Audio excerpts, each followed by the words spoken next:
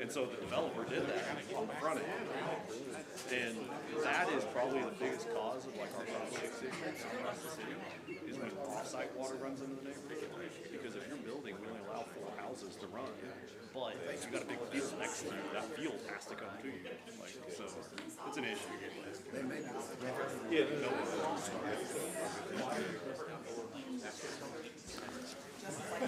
The last one sitting down. Oh my gosh. I'll beat you. Holy cow. I'll beat you. Better write this day down. Right. Showing off. There must be someone special in the audience. Everybody's special. Everybody's They're special. all our constituents. They're all our citizens. Yes. They're all special. Yes, they are. Yeah, leave those hot shoes alone, man. You're good. That's too good.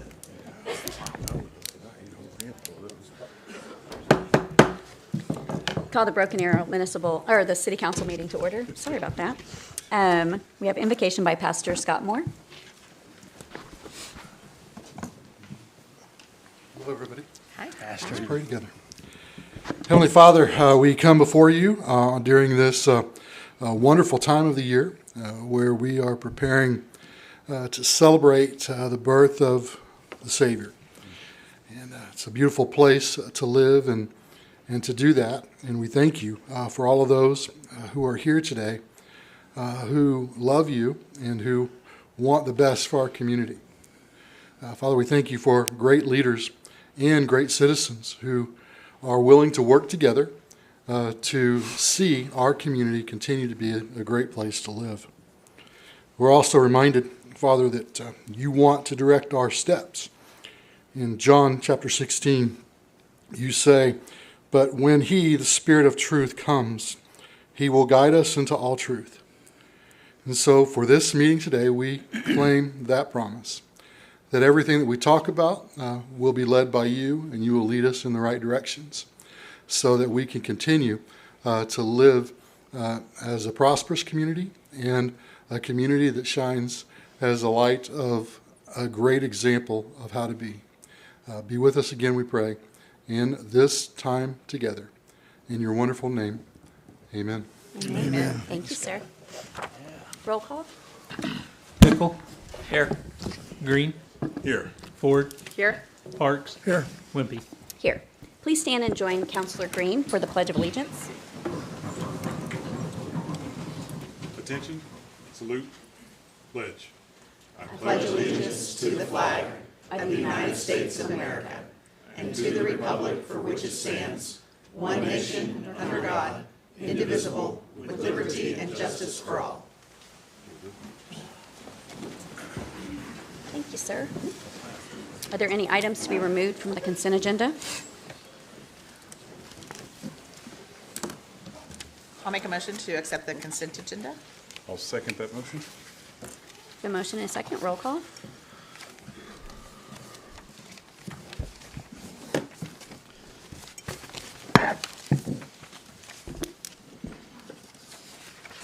All right. Item 7 is public hearings, appeals, presentations, recognitions, and awards. 7A is recognition of Broken Arrow citizen Chris Lynham for exemplary Broken Arrow police, for the exemplifying, I cannot find my words today, exemplifying Broken Arrow Police Department core values of courage, compassion, accomplished by intervening and assisting another citizen experiencing a mental health crisis. Chief Arnold. Good evening, Honorable Mayor, Vice Mayor, Councilors, and Mr. Spurgeon. I'm Lance Arnold, Police Chief. To borrow your phrase, Mayor, it's always a great day in BA. It's especially a great day when we can recognize our citizens for going above and beyond to help their fellow citizens. On November the 6th, 2025, at approximately 12:30 p.m., the Broken Arrow Police Department responded to the area of State Highway 51 and Kenosha Street Bridge in reference to a young man on the bridge with his feet dangling over the side. Upon arrivals, officers met with Broken Arrow citizen Chris Lynham. It was later revealed that Mr. Lynham had pulled over when he noticed the young man in what appeared to be a mental health crisis. The individual stated he was considering suicide. Mr. Lynham exemplified the Broken Arrow Police Department's core values of courage and compassion by humanizing the young man, building rapport, and subsequently pulling him off the ledge when the opportunity presented itself. Mr. Lynham went above and beyond by holding and hugging the young man until first responders could arrive. Mr. Lanham's selfless actions are recognized by the Broken Arrow Police Department and the entire city of Broken Arrow as exemplary and exceptional for the helping a person in need whom he did not even know. Job well done. And for this, we would like to present a certificate of recognition to Chris Lanham.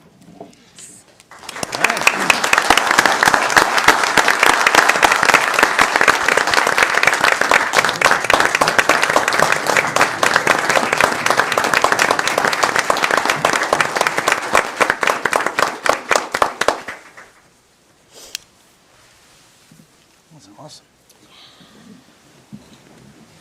Congratulations. That's a great way to start our council meeting, that is for sure. Thank you, sir. Ooh, all right. Item 7B, presentation of the Government Finance Officers Association's Budget Award. Not as compassionate and exciting as what we just experienced. No, I'm sorry, it's not, but it is in a way. No, I'm happy to announce that this year again, we received the GFOA Budget Award, and this is our 7th year in a row. The GFOA budget program, I'll be short, was established in 1984, and there's approximately 1,900 governments that have been recognized. After your budget's adopted, you apply to the GFOA, and they have a panel of 3 reviewers that go through them, and they criticize every little thing. And it's weird because some of them will outright say you're outstanding, and then someone says you need a little work on it. So it's different opinions, but there's a criteria that you have to make. To qualify for the GFOA Budget Award, you must submit your budget document within 90 days of the day if it's adopted. And the budget is evaluated against internationally recognized guidelines. And it's more for like a policy document, financial plan, operation guide, and communication advice. It's supposed to be more for transparency. Benefits of receiving the award is enhanced credibility, recognition of excellence, public trust, and continuous improvement. The feedback you get, they want you to keep improving your budget. Like the first year we did it was the first year I got here, and we had some criticisms, and you just keep improving it, and each year it's getting better and better. But it's a nice award, I think, and that's what it looks like. And it's in your budget book. We put it in every year. And this is our 7th year, and I want to thank the city leadership and finance staff to help achieve this award. Wonderful. Thank you, ma'am. Congratulations. Great job. Thank you. All right. See, I said short and sweet. Michael, is there some place on here where, like on our website or whatever, that we show off this award if we've gotten it for 7 years in a row? Is there some place so our citizens will know the quality of work that your department's doing? Thank you for that question, Counselor. First off, we'll do a public announcement that we received it, especially 6 years is one thing, 7 years. And I'm telling you, they scrutinize everything from my budget message all the way down to how we do our practices. And secondly is that I'll work with Cindy. I know we note it, but we could probably put it in a more prominent place. And they really do. One of the things they do love is they like your budget message. So, but I don't know if you remember, some of you were not on council, but like 8 years ago, our budget was only like 150 pages. Now it's 300. Yeah. Because of all the extra stuff that they require for transparency. That's why we have all the years, we have, Yeah. all our policies in there, anything that we adopted our reserve policies, all that's in there. So. Well, you do a good job, and I think it's important, and that just falls back on what we all want, is that transparency, and to let our citizens know that we're award-winning, clearly. You're stealing my thunder because I'm going to mention it next Wednesday, so I appreciate you. I appreciate you mentioning that because, I mean, it just demonstrates the approach we take to our finances and the stability and how we view preparing the budget, and then not just the budget, but also how we manage throughout the year. So it is a tremendous credit. Council, you have to go through the painstaking process in the month of May and June of reviewing all 300 pages of those documents, and so you're very familiar. And then we have an audit committee, actually an audit and finance committee, which actually looks at even further, which I know they like the fact that we have that, so that we have that accountability. So it is a tremendous award for you. And we also, one of the things we do add into is that years thrive. Yeah. Yeah. And they have commented on that. So Well, congratulations. Thank you. All right. Item 7C, presentation of the 2026 Go Bond City Manager's recommended package. Mr. Spurgeon. So, good evening, Mayor Wimpy and the council. I'd also like to, we have a great attendance tonight. I hope everybody showed up to hear my presentation regarding because it is very important. In all seriousness, I also want to welcome those folks that are watching the meeting or will be watching the meeting.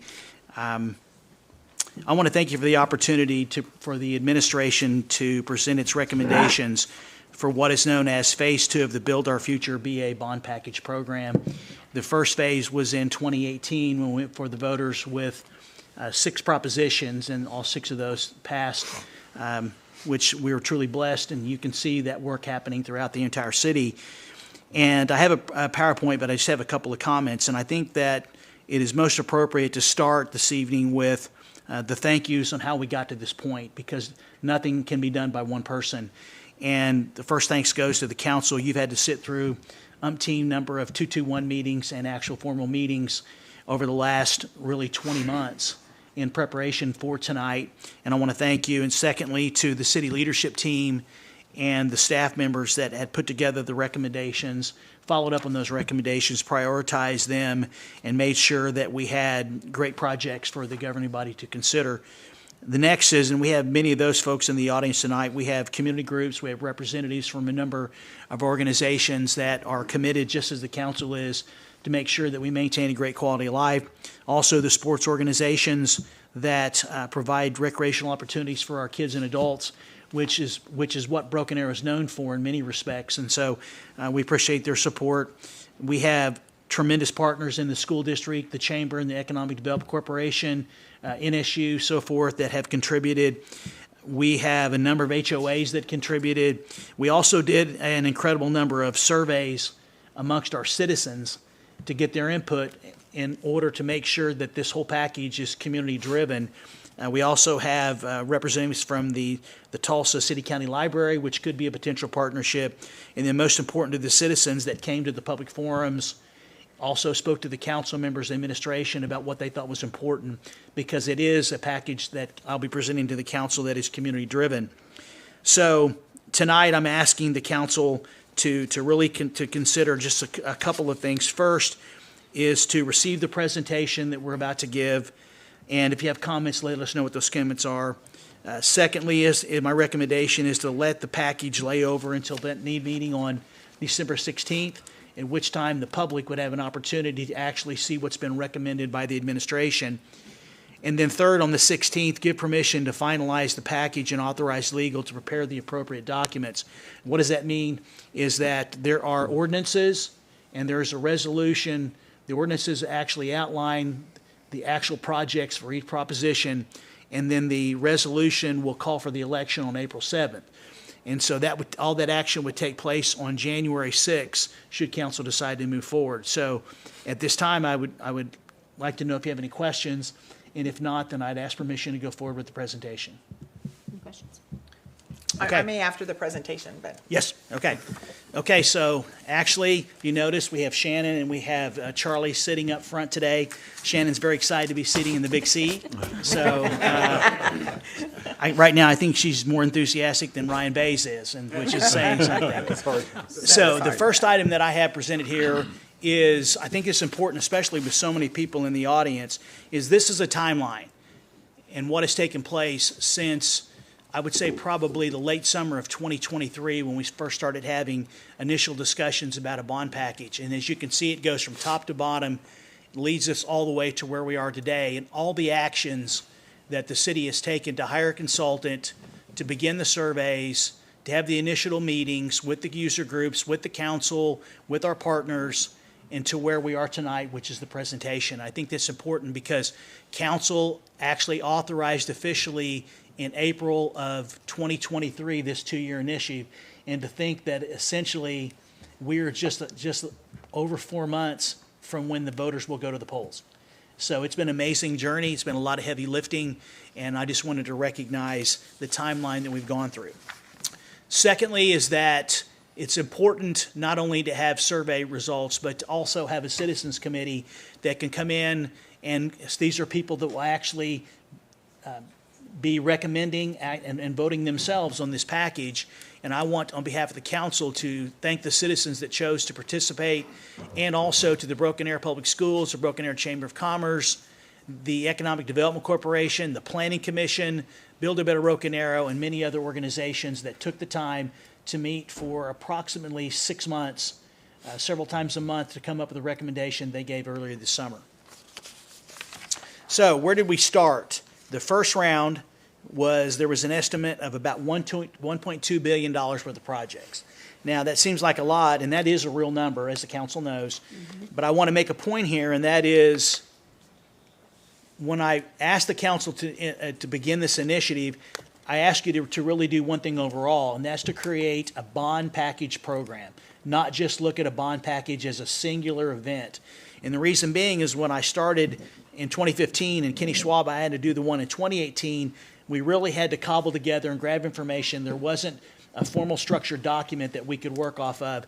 And obviously, this package is set up with the $1.2 billion, assuming there's approvals. We've now set the city up potentially with projects for consideration in 2035, 2036, whenever that is, and as well as 2045 or 2046. So we've given the current and the future leadership of this community the opportunity to come in, dust off the estimates, update what projects have been completed, see if there are new projects, go through the exact same process that we've gone through this time, and make it much simpler for whoever is the city manager and the city council members in the decade or 2 decades. So we reduced the $1.2 billion. As you know, there was a line of about $600 million, and tonight I'm asking for your consideration of a total package for 7 propositions of $415 million. So this next slide here demonstrates, more specifically, is the 7 projects. The first 7, one is transportation. We may change that to streets and roads. I mean, transportation can be a little bit confusing, but right now I'm calling it transportation. That's $205 million and represents 49.6, right at 50%. As council members know from the history, is that the streets and roads has always been the most important item in every single survey we do, conversations with citizens about widening roads, maintaining roads and intersections. Secondly is also the important public safety, proposing $56 million, or right at 13.5 to 14%.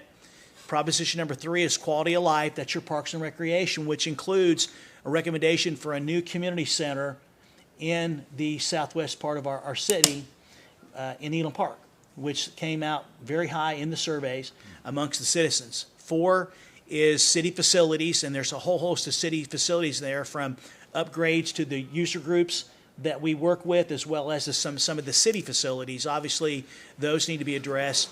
And then there's the all-important Prop 5 and Prop 6, which are stormwater. And as we know, addressing stormwater issues historically has been very important in our community.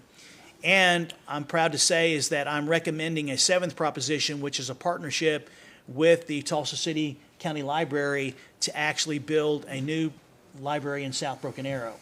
And so actually Shannon and Charlie will talk a little bit more about that during their presentation. And then there is a proposition number 8, which is separate. So let me just say this, is that in the first 7 propositions, those are all property tax related propositions. There will be no change in the current property tax rate, which means these will not be any new taxes. Is based on the increase in the assessed value of our community, and paying off previous bonds gives us the financial capacity to be able to accommodate the debt service associated with the voters' approval of these bonds. So we'll keep the exact same tax rate should the voters approve these. The 8th proposition is different. It's related to sales tax, and I'll talk about here in just a moment. So here's what is required or necessary in terms of voter approval on April 7th. Once again, you have the dollars amount listed there. The proposition in propositions 1 through 4, you just need 50 plus 1 vote. And then in proposition 5 and 6, we're actually going to use the state statute approved language, which would allow us to do public work on private property that's related to a private problem. If you remember in the 2018 package, that was only Proposition 6. And so this time we're recommending that we use the same language but separate them into where Proposition 5 would be larger, more comprehensive projects that require work with not only private citizens, but also other public entities, because we're not supposed to, and we really don't spend or make improvements on their property. And then the drainage, because that's become very, very important to the council, would be focused on the drainage issues within the respective developments in other areas of our city. So those would require 60%. I will share that in 2018, proposition number 6 received well over 70%. I think it was the highest vote, or even a percent or two higher than the streets. And then proposition number 7, should council choose to go forward, it only requires the 50.1. So with regard to the sports facilities, or the proposition number 8 that's related to sales tax, that only requires a vote of 50 and 1 vote, 50% and 1 vote. Okay. So as I mentioned, just to be more clear, is that there's no increase in the current property tax rate for propositions 1 through 7, which is consistent with what the city has done previously. And in proposition number 8, it does temporarily, and that's why it's highlighted in capitals, a dedicated sales tax of 0.5 cent with the 5-year sunset clause within city limits on both Tulsa and Widener counties for sports facilities for the improvements that we've been discussing over the last 6 to 8 months. Now, here's what council said if we were going to consider a proposition related to sales tax and sports organizations and improvements for each of their facilities. First and foremost, if the proposition is approved by the voters, we want, essentially the goal is this. Let me step back. The goal is for the kids of the parents that vote for this initiative to be able to use the facilities. We don't want it to be something like if it was property taxes or other entities that it takes longer. The council said we want the kids of the parents that vote to be able to use this, and this exactly does that. If the proposition is approved, city staff will work to get the loan requested, because we'll have voter approval, so we can use that to pledge going out to borrow the necessary money to do the improvements, because we want to get started immediately. So if there's an approval, we'll begin the design for all of the improvements in all of the facilities, which is Indian Springs, that houses soccer, baseball, and slow pitch softball, Arrowhead, which covers fast pitch, girls fast pitch softball, as well as our football complex, which has had a number of major improvements, but there's still some amazing improvements that can be built out there that are going to further enhance the play for the kids, the youth, especially with our football program, which is so big, basically made it to the semifinals this year. Those are the kids that are actually going to be moving up. I think it's important that they have the facilities to be prepared when they move up into the high school. Then, once we've completed design, which will take 1 year, construction will follow and take approximately 12 to 18 months, depending on the scope of the work.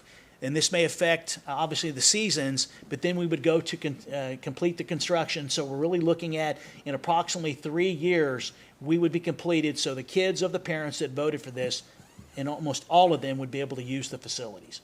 So we follow council's guidelines for this initiative.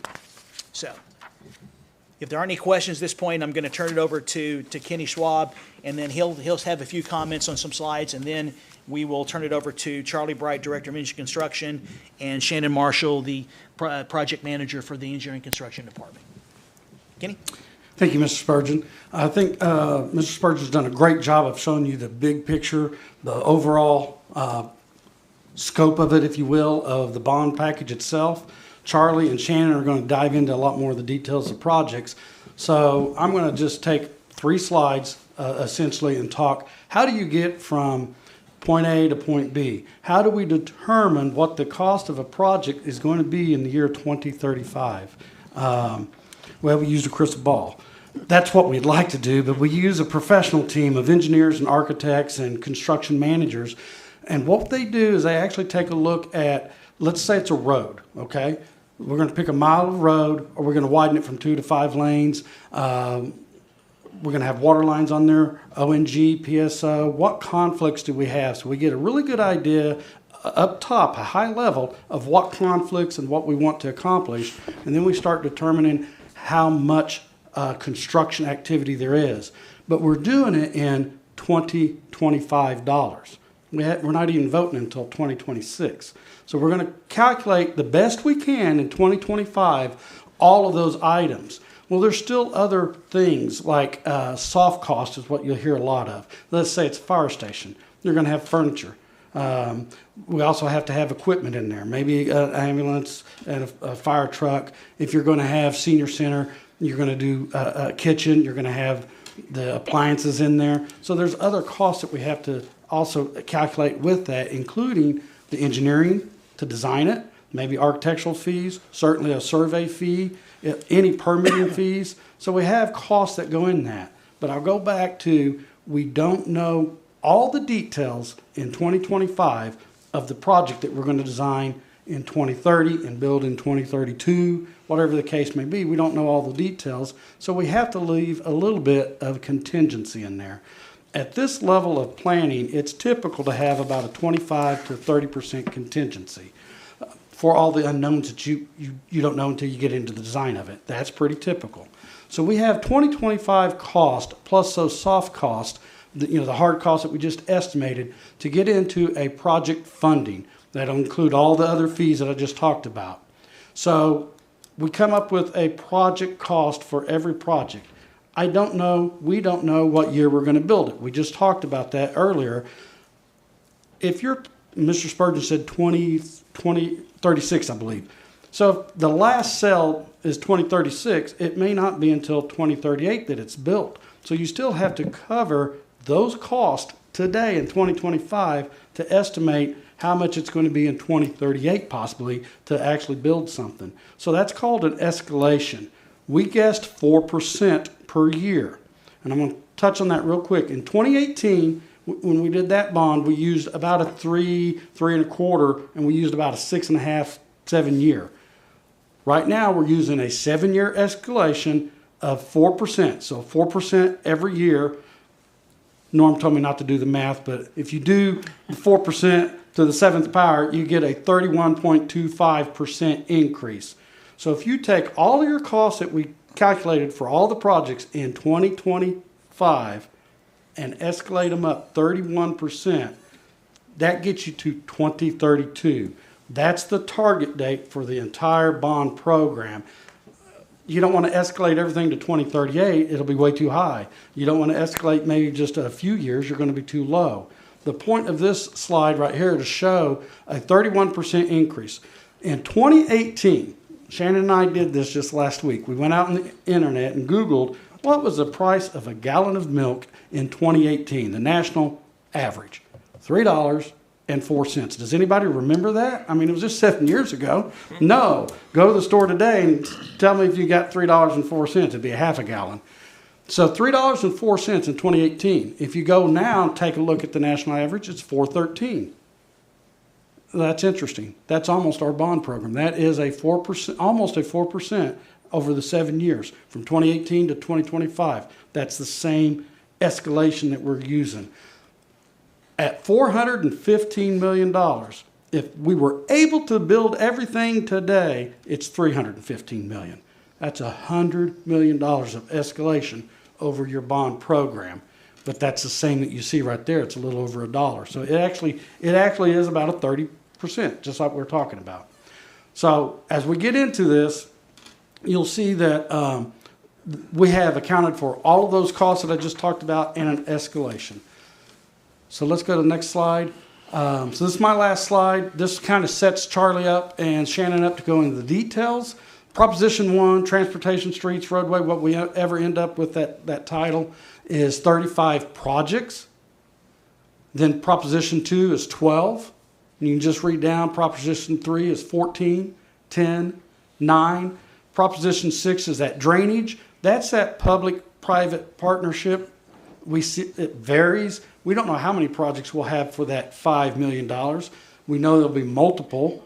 And then one project for the library, and then to be determined, because that's a sales tax. It can generate, we'll get as many projects as we can for that sales tax. One thing I do want to point out, a total of 81 projects. That's not quite apples to apples. If you take a look at the 2018 bond, we had a total of 99 projects. We named a little bit more, and then on this one, in the streets, there is some money for STP, Surface to Transportation Program, a match. We're kind of safeguarding that. That way we can file for federal funds. It's a 80-20, 75-25%. We do the 25-20% match. So that money will go a lot further and can create a lot more projects. So even though we have a total of 81 projects here, it's probably closer to 100 or more. So the real comparison is we still have as many projects in this one, if not more. So at this point, I'll turn it over to Charlie to go over to Proposition 1. Thank you. Good evening, Mayor, Vice Mayor, Council members. Charlie Bright, Director of Engineering and Construction. So tonight, I know for the last time period that Mr. Spurgeon's gone over, we have talked about projects a lot. We've talked about the $1.2 billion in projects, a lot of different ones, but tonight we're going to focus on what the actual proposal is going to be for the bond. And obviously, you guys make that final decision. So I'm just going to go through and present what we're proposing. Mr. Spurgeon and the staff are proposing as the final representation of the bond, but it's really just a discussion at this point. So if you guys want to stop at any point and ask questions about specific projects, please feel free to interject and we'll go from there. I'm not going to focus too much on the dollar values you see up there. They're on the screen. You can see them. Just be assured for anybody, the public, anybody watching, every single one of those dollar values is represented with a very detailed cost estimate that goes behind it, kind of what Mr. Schwab was just talking about. We've gone through the estimates of hard costs on every single project. We've added soft costs, we've added design fees, we've added land acquisition, and then we put contingency on there, and then we got to escalation. And so the number you see up there is what we're proposing goes in the bond, which we project as the 2032 cost to build the project. And that'd be ultimately what the voters see. So we'll start with Proposition 1. A lot of exciting projects on here. I think a lot of them that the public has told us through surveys and public meetings are important to them. The big one, the first one, is obviously Tucson, Aspen to Olive. Traffic counts are getting high today, but there's a lot of development in that area. And so that'll be a big project for us to widen that road. The next one I think we hear about a lot is Omaha Street, 51st Street over at Aspen to Elm. The twofold, this is the street itself, but then also improvements around the intersections, adding turn movements. We know there's a lot of delays at that intersection today, and this will help give us some funding to work on that road. New Orleans Street, Garnett to Olive. For those of you that know, that project was actually in the 2018 bond for design money. It was one of the last roads that got cut from the 2018 bond, but we threw money in there to design. So my team is actually already working on the design of New Orleans Garnett to Olive. We recently did a driving BA video on that, but this bond would actually include the construction dollars so we can go build it at some point. Olive Street from Washington to New Orleans. In this section, it's a smaller amount of money for a couple of reasons. One, we don't anticipate a large widening needed. It's really the turn movements that cause delays. So we're hoping to get some design money, some right-of-way money, and then just add turn lanes in that area so we can get the turn movements out of the way. If it grows a little bit, this is one of the ones that we may go after an STP grant to support, as Mr. Schwab mentioned earlier. And then moving on, Olive Street from New Orleans to the Creek Turnpike. So this is about 1.5 miles. I think it's the only one we do of that long. But obviously, you get to that part of Olive Street, we're getting a lot of development in that area. We've talked to developers. We know that Olive Street around the Creek Turnpike is one of the future areas of expansion for commercial development in our community. So we think that corridor is going to be very important. And this would include widening it, that entire stretch, to get you to the Creek Turnpike. Houston Street, State Highway 51 to 209th. So as you all know, Houston from Lynn Lane all the way to Highway 51 was actually in the 2018 bond. You just awarded a contract to start construction on the portion from County Line to Highway 51. And as you also know, we've recently done construction on 209th as you go around the curve all the way down to 61st Street. And so this portion in the middle of Houston Street, as it loops around by Bluebell right there, it's really the only left undeveloped portion we have on that corridor. And it's going to be a complicated portion because you got the industrial complexes on both sides. It's going to be a difficult area, but we think it's one very important to improve just because of the safety in that area. You kind of have it operating like a industrial park on an arterial road, and traffic counts are getting pretty heavy in that area.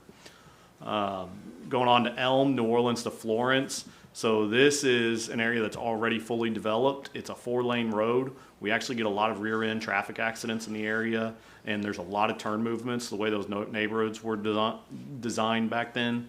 And so the goal here is just to get a 5th lane put in there so we can get the turn movements out of the driving lanes. Cars can get through the area in a safer manner. Florence, 111th, Aspen to Elm.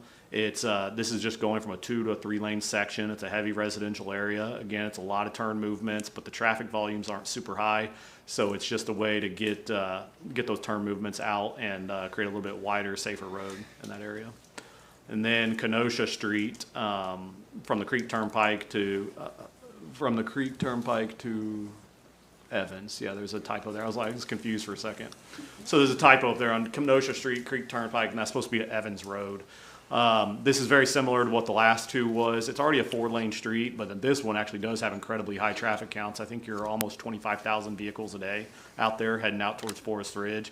And the problem is, it being a 4-lane road, those left turn movements slow people down. You get a lot of rear-ending accidents and stuff like that. So the goal here is just to create a 5th lane, a left turn lane to get those vehicles out of the driving lanes and allow people around them. This is one we did get a lot of feedback on, and I think could be important.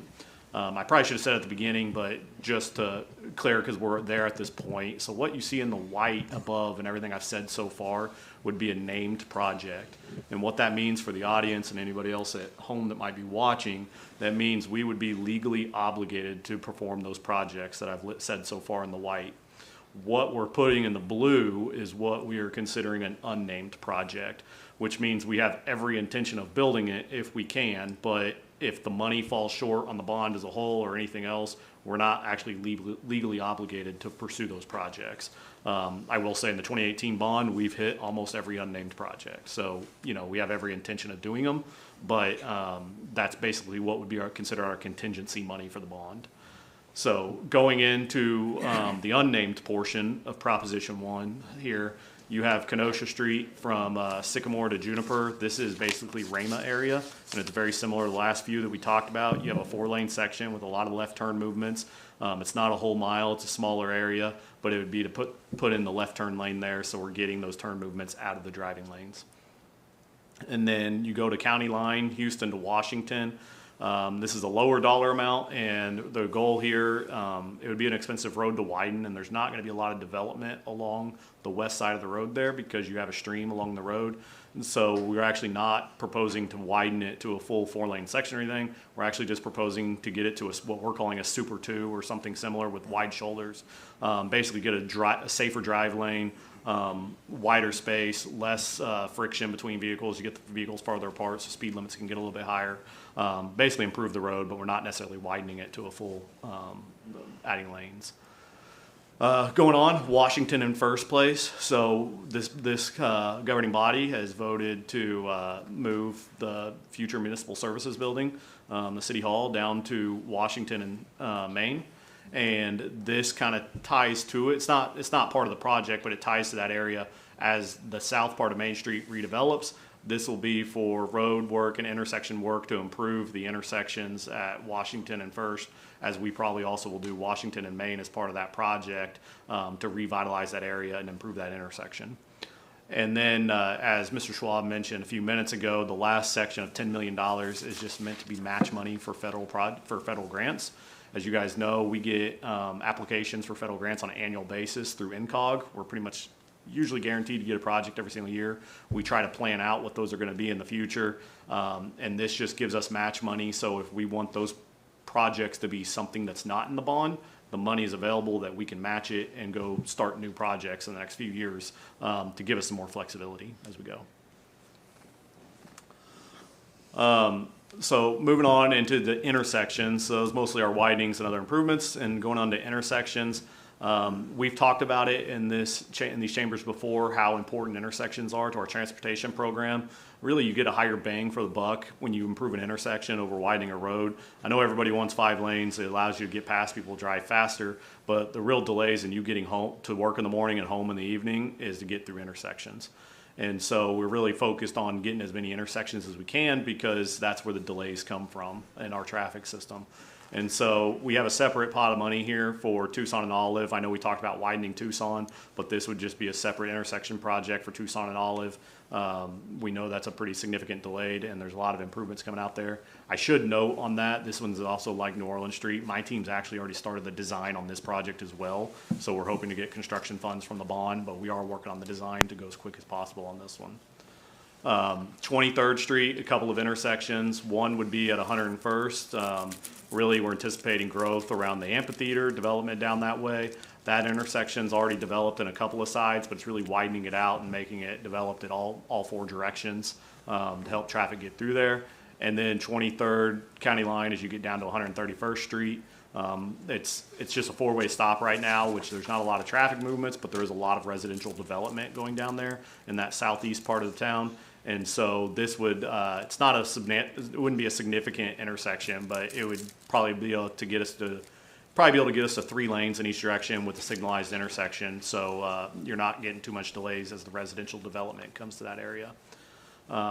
Houston Street, 81st and Evans Road out there, very similar situation, very busy and residential development in that area down Houston, a lot of residential in that corridor. Be able to improve it to a signalized intersection so we can get vehicles through there faster in peak out rush hours. Washington and County Line, I'm trying to think. Okay, so this one was already actually in the 2018 bond, but again, it was kind of one of the last projects added to an extent, and we also anticipate some federal grants. The reason being we're putting it here again is because we really need additional funding for this project. In the rains we had this spring and really all major rains, this intersection goes fully underwater. The intersection is entirely in the floodplain, along with all the adjacent facilities. That whole area is in the floodplain. So this is going to be a very, very expensive intersection to improve. We actually have estimates currently of showing it over $10 million. We have some other funding sources going towards that, so we're asking for an additional $5 million from this bond to help improve it. A lot of that's because of you're in the floodplain. We're going to be raising it out of the floodplain. We're going to have to build at least 2 bridges that go to the intersection, so that's a very expensive area for us to improve. Kenosha, 71st Street and Midway, kind of similar. The Kenosha and Midway was part of the 2018 bond in the unnamed portion that we just talked about. And so when we weren't fully obligated to do the unnamed portions, we're probably not going to have enough money to get to all unnamed projects in the 2018 bond, although we have done most of them. We are working on a design for this project right now, but we wanted to go ahead and put this in the named portion of this bond and get some additional funds just to ensure that we get it done for the citizens out there. 20th and Hillside, as you know, Trader Joe's recently opened there. We have other commercial development being built next to Lowe's. This area already backs up pretty significantly. And so we're looking at adding potentially a signalized intersection and doing other improvements in that area to help vehicles move through there a lot faster in peak hours and kind of get those queues off of 20th Street and off of Kenosha, because what's happening today is a lot of vehicles are backing up on Kenosha itself.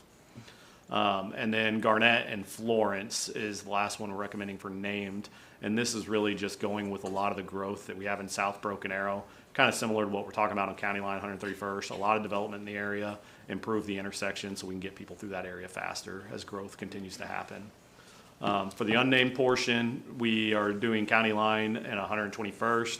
We really fully intend to get to this and fully intend to do the project. It's just due to the layout of that intersection, we do anticipate that to be a more expensive intersection to improve. So it's in the unnamed portion.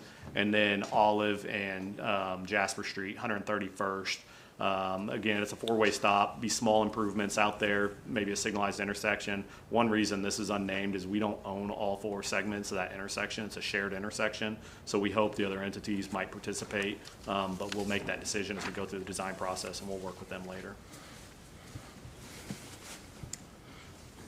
Last part of Prop 1, and then we'll try to move on. So improvements, 37th Street, Dearborn to Rockford. This is 41st to 31st. You're getting on the far north end of our community. The road out there for the traffic counts is probably sufficient, a 2-lane road, but if you're very familiar with the area, the stormwater issues out there are pretty significant. You have a ditch right off the shoulder of the road. It's not the safest situation. So we went ahead and threw in naming this project to make sure we take care of it and create a safer driving lane for the citizens that live out there. The next two are just improvements to Main Street. This isn't in the widening section, we call it in the improvement section, because this is probably more streetscaping, beautification. This is more walkability. It's more of an overall improvement to Main Street, both on the north end to potentially extend the streetscaping that we have past where it currently is, and then on the south end as we grow the municipal services building, Main Street, all that, doing streetscaping on Main Street as you go south. And then downtown alleyway money is, as residential development happens in the downtown, we don't traditionally have all the alleyways that exist out there. So this is just a pot of money that we can dig into as new homes and developments happen in the Rose District. We can build the alleys that go with it. And then finally, which is very popular, $25 million set aside for residential street rehabs. We make a habit of, we don't name the neighborhoods that we're going to get into. We go off the PCI index or whatever a future council or leadership wants to direct us to do. But typically staff's process is we rate the pavement condition index of all of our residential neighborhoods, and then we go from the bottom up. We work on the worst neighborhoods can, and we use this money to improve residential areas. All the unnamed portions of this one and a lot of the unnamed of Proposition 1 are really pots of money to give us, one, is true contingency for the rest of the bond, so it can help us with any of the projects that have been named that we might fall short on. But more importantly, is to give the council and future leadership flexibility and things that they might want to take care of that they're not really aware of today. So that's trail money, that's sidewalk money, downtown repairs money, signalizations. All of those are really meant to be general pots of money that we can use for future flexibility. The one that is shown here is the Innovation Bridge, because we contractually obligated when we bought the land for the Innovation District that when the other half of that land develops, that we'll build a bridge over the creek. And so we contractually obligated ourselves to put this in here. But we put it in the unnamed portion because we only have to build it if and when they develop. So if they don't develop, we don't build it in the time period. And then we did leave a chunk of money of $8 million for an unnamed street. We assume at some point in the future there might come a street where the public is saying we want to do this, or a council is saying we want to do this. So we have a pot of money in here for one street that's not named yet today. And then finally, some match money for potential utility relocations in the New Orleans Square area, where PSO, our franchise agreement and contract with PSO says that they'll split the money to actually put underground power, everything else in the New Orleans Square. So I know it's a lot of talking on my part. Happy to answer any questions you guys have. Okay. But if nothing else, I'm going to kind of tag team with Shannon so we can take a break talking and let her dive into Proposition 2. Okay. Amazing. Thank you all for all of your support over these last year and a half that I've been here. This has been an amazing project. I'm super excited to present today.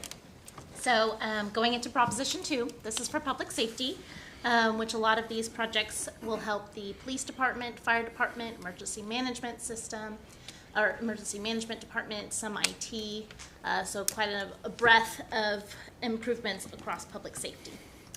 The first project that you see out here is similar to 2018 in doing additional improvements to the outdoor warning system, your defense sirens that go off during a emergency, and this would be both to add additional siren locations throughout our city and to improve technology, because technology updates super quickly, and we want to make sure we are safe, secure, and we have the necessary improvements to keep that system moving, working well. The next one would be an animal shelter expansion. As our community grows, a lot of them bring amazing pets and for animals, and so sometimes emergencies are needed to where we need to house them in the animal shelter, and hopefully they can either reconnect with their homeowners or find a new home. And so as our community grows, the need to expand the animal shelter is there as well. The third item is for fire trucks and or emergency vehicles to be added to the system and replaced and upgraded. Once again, the technology comment, it updates very rapidly, and so in order to provide our first responders with the most up-to-date equipment, we need to keep up to date with improving, having a fund to update the trucks. The next project would be a classroom addition at the Public Safety Training Center. We have multiple projects that are listed here. Earlier this year, you guys approved a master plan for improvements up at the Public Safety Training Center that would both provide benefits to the police department and the fire department. as both of those departments do training up there. This project is specifically identified to provide a classroom infill between two existing buildings so that they have more interior space to meet. The next item would be Fire Station 1. This is a new fire station to replace the existing central fire station and relocate the Fire Station 1 over to the northwest portion of city limits in order to decrease the response time in order to get closer to that 4-minute goal. The next item would be drainage improvements up at the Public Safety Training Center. That area, once again, as a popular note this evening, is there's a lot of stormwater improvements that are needed, and that particular center and complex has a lot of stormwater there as a creek runs in the middle between the two sides of that complex. So we'd like to do some drainage improvements for police and fire. The next item would be perimeter security. Currently there's no secure fence around the entire perimeter, so we would wrap the fence around the perimeter, add access control, so that the trucks and staff can enter. The following item for the last named project would be improvements to the outdoor firing range that police uses to train their staff. This would include drainage improvements, structural improvements, and safety improvements. The next unnamed project is a new Fire Station 9. This would be a new fire station that currently we have 7 built, and we are working on the 8th fire station, so this would be a new fire station. The next project would be new equipment for the fire department, which is the self-contained breathing apparatus. Each firefighter gets a custom mask. The next project would be additions to the radio communication system, or L3 Harris system. That would be technology improvements for that system. And then the final project, unnamed, would be a new burn building that would be used for training purposes for both police and fire out of the Public Safety Training Center.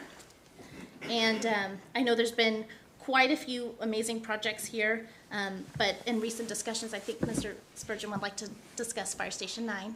Yeah, actually, thank you, Shannon. Charlie, thank you so much for proposition number 1. And so, obviously, public safety is extremely important, and there is growth happening within our community in the number of calls that our fire and EMS respond to. And with the growth that we're experiencing as a community, I believe that's going to continue. And so my original recommendation in here, in speaking to the chief, was for Fire Station number 9 to actually be to include the acquisition of the land as well as to have the money for the design, knowing that it's still a number of years out before we're going to need that station. Station 8 is planned to go out to bid next month. And so actually that station probably take approximately 12 to 15 months to complete that station. And so after discussing the needs for Station 9 in the future with Chief Moore, I also want to recognize that the IAFF President, Justin Sharp, who I have the most respect for, reached out to the council members and expressed the representation of the membership about having Station 9 included in the packet. And in reviewing his comments, I do believe that it is important to have the whole station in the package.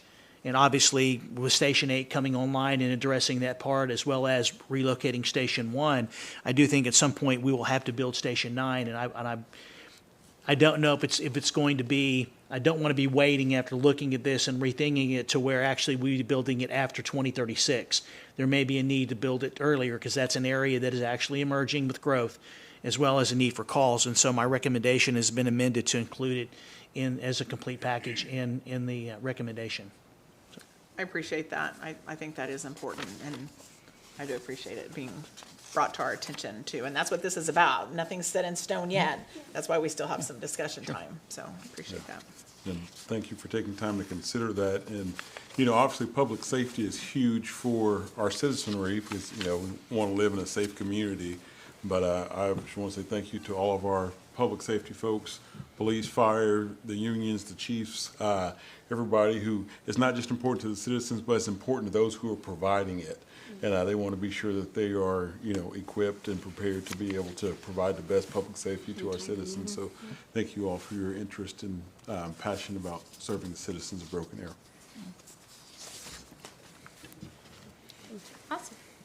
We have, like Kenny had mentioned, we are taking a, high-level review of these projects in order to provide these cost estimates, but it is great to have some great visual aids. So we have some proposed drawings and renderings, and probably will never get built like this, but these are a big dream and great visuals to help aid with these projects. I will give it back to Charlie for Proposition 3. Thank you. Yeah, definitely moving into, with Shannon's part of Prop 2, now Prop 3, and then 4, we're moving into more fun stuff sometimes to talk about. But Proposition 3, as Mr. Spurgeon mentioned in his opening notes, obviously the big ticket item right at the top is Elam Park Community Center. So he actually, I think, said 48 million. One thing is just to be transparent for you guys to see, we're showing 30 million at the top, but we're showing that as the named portion of the bond. Due to how large of a project that is, so state law says we have to name 70% of the projects, which means we can have unnamed 30%. Due to the size of the community center cost alone, if the total package was 74 million and the community center was in the 45 to 48 million, that's almost the 70% mark. So we could name the community center and unname everything else. But we don't want to unname everything else because we want to tell the community, like, we are going to do these other improvements. So what we've done is actually we've lowered the amount on Elam Park that's named, so lowering how much we're committing to it up at the front. But what you'll see is in the bottom, at the very bottom, there's actually an additional 14 million for Elam Park in the unnamed portion. So if we're struggling to do anything else, we'll take that money and help pay for other things, but more than likely that money is going to go to the community center. We do expect it to be an awesome community center, something to be really, really proud of. But moving past the community center, also at Elam Park, you'll have splash pads, tree orchard, puckleball, and then recently, after our last round of meetings that we've talked about this, also adding pickleball to Elam Park as well. Going into Country Air, obviously, I don't know if everybody knows this, but the city of Broken Arrow actually owns a pool in Country Air. It's usually not that well attended, and it is a hard thing for us to staff and maintain. And so really excited that this bond's actually recommending the closure of Country Air Pool, which might not be taken well, but in place, we're planning on putting a very nice and high-end splash pad in the area that does a few things. One, it's easier for us to maintain. Two, it does not require full-time staff members and lifeguards on site, so it's easier to operate for the city. And then three, I think it'll be more highly utilized than what the pool's utilized today. So I think that's a great improvement. A big one for the Parks Department as a whole is playground equipment upgrades. Kind of like what we did with residential neighborhood streets, we're not naming parks. We have a substantial number of residential parks that the city's responsible for throughout the city. A lot of them are aged. Some of them still have playground equipment from the 80s or 90s. We might be getting out of the 80s, but I think we still got quite a few from the 90s, 2000s. But this is a large chunk of money for us to go in and start replacing and modernizing equipment in those smaller residential pocket parks for the older neighborhoods. Pickleball courts, this one, so we added Elam Park because of this one on here. We were planning on putting pickleball courts in Nienhuis Park, which we're excited about. And when we say pickleball, we're really targeting something nicer than just a concrete slab. We're really talking about a fenced facility, shade structures, restrooms, parking lot, somewhere that's very nice for our citizens to go out there, sit in the shade, wait for their game, and then have a nice court to play on, kind of a high-end facility.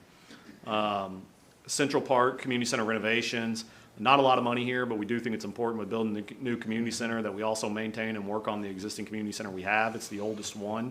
This isn't going to change a lot for the facility. We've recently replaced the roof and invested in that, but this will probably do some renovations to the interior when you walk in, the lobby area, the restrooms in particular, just kind of clean them up, modernizing them a little bit. And then I'm just going to say the wrong one then. Rose West Dog Park. So we have an existing dog park on the west side of the city. It is very, very popular, highly utilized. This is just to add some shade structures in there to create a little bit more comfort for the folks that are visiting there.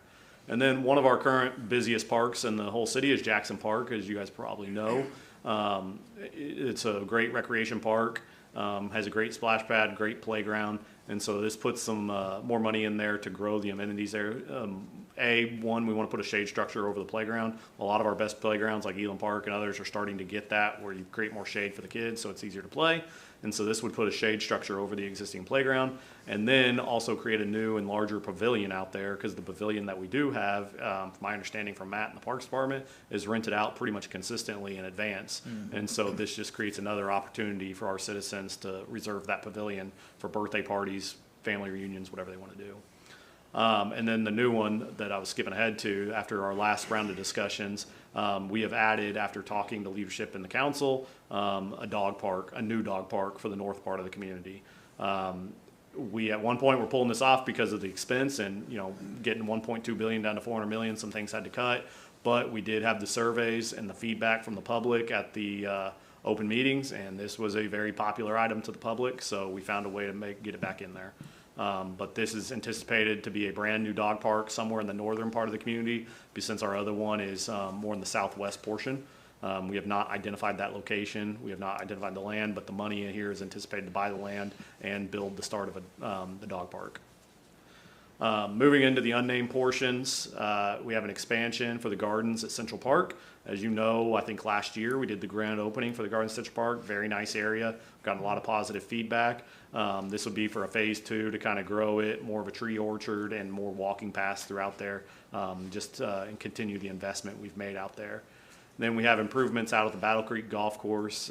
This could be a renovation to the restaurant and also potentially a renovation to the driving range as well. I know that the other golf course and the city is talking about going more private, and we're one of the only remaining public courses in the area, and improving those range amenities so people can go hit the golf shade or have protection from the weather, rain, stuff like that. Get a head covering over them in the range. Also adding and improving more sand volleyball courts at Nienhuis. The master plan always planned on expansion of more courts. They're very highly utilized, so getting more courts for sand volleyball. Next two are really just large ticket maintenance items for our existing facilities. Pool equipment upgrades for the 2 other outdoor pools we have. Those are big ticket items that are hard for us to get to, and all the pumps, all the equipment need to be replaced, and this is a good way to fund that. And then along a similar note is splash pad maintenance. We're continuing to grow the number of splash pads we have all across the community, and this just gives us money to make sure we're maintaining them and keeping them in high order for what our citizens expect. And then, as I've already mentioned, we put a large chunk of the unnamed money for also the Elam Park Community Center, just to give ourselves some flexibility, but the intent is it will go towards the community center. Kind of like Shannon said, we've put together some diagrams and some pictures that we can share with the public, especially when it comes time to market, and share with the public of what we're talking about. But I do want to, warn anybody that's looking at these, and you all stress the same thing, that this might not be what the final product looks like. This is a vision of what it could look like. These facilities have not been designed. We have not gotten into details with them, but we've created a vision of what these things could be someday based off our cost estimates.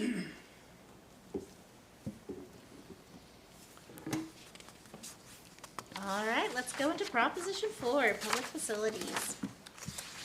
As mentioned before, we have a vast array of public facilities, both that are used by staff within the city, but also our user groups.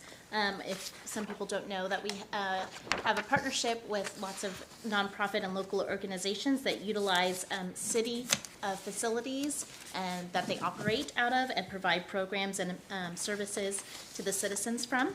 And so we'll start off our list with our first name project with the Senior Center. We're calling it an addition. I think we'll try to finalize what that is, but right now there is 2 senior centers, an annex on the east side of Main Street in Washington, and the original senior center on the west side of Main Street at the Washington intersection. And we've seen a great amount of people there, and I know we have some board members here, and looking at having both of those facilities across Main Street, a lot of the people who visit have to cross the street, and although we've installed some hawk beacons and tried to add some safety amenities with that, it is inconvenient. And so with the popularity of the services that the Senior Center provides, we're looking at relocating the existing amenities and experiences that are at the older building on the west side over to the east side and expand the current annex building.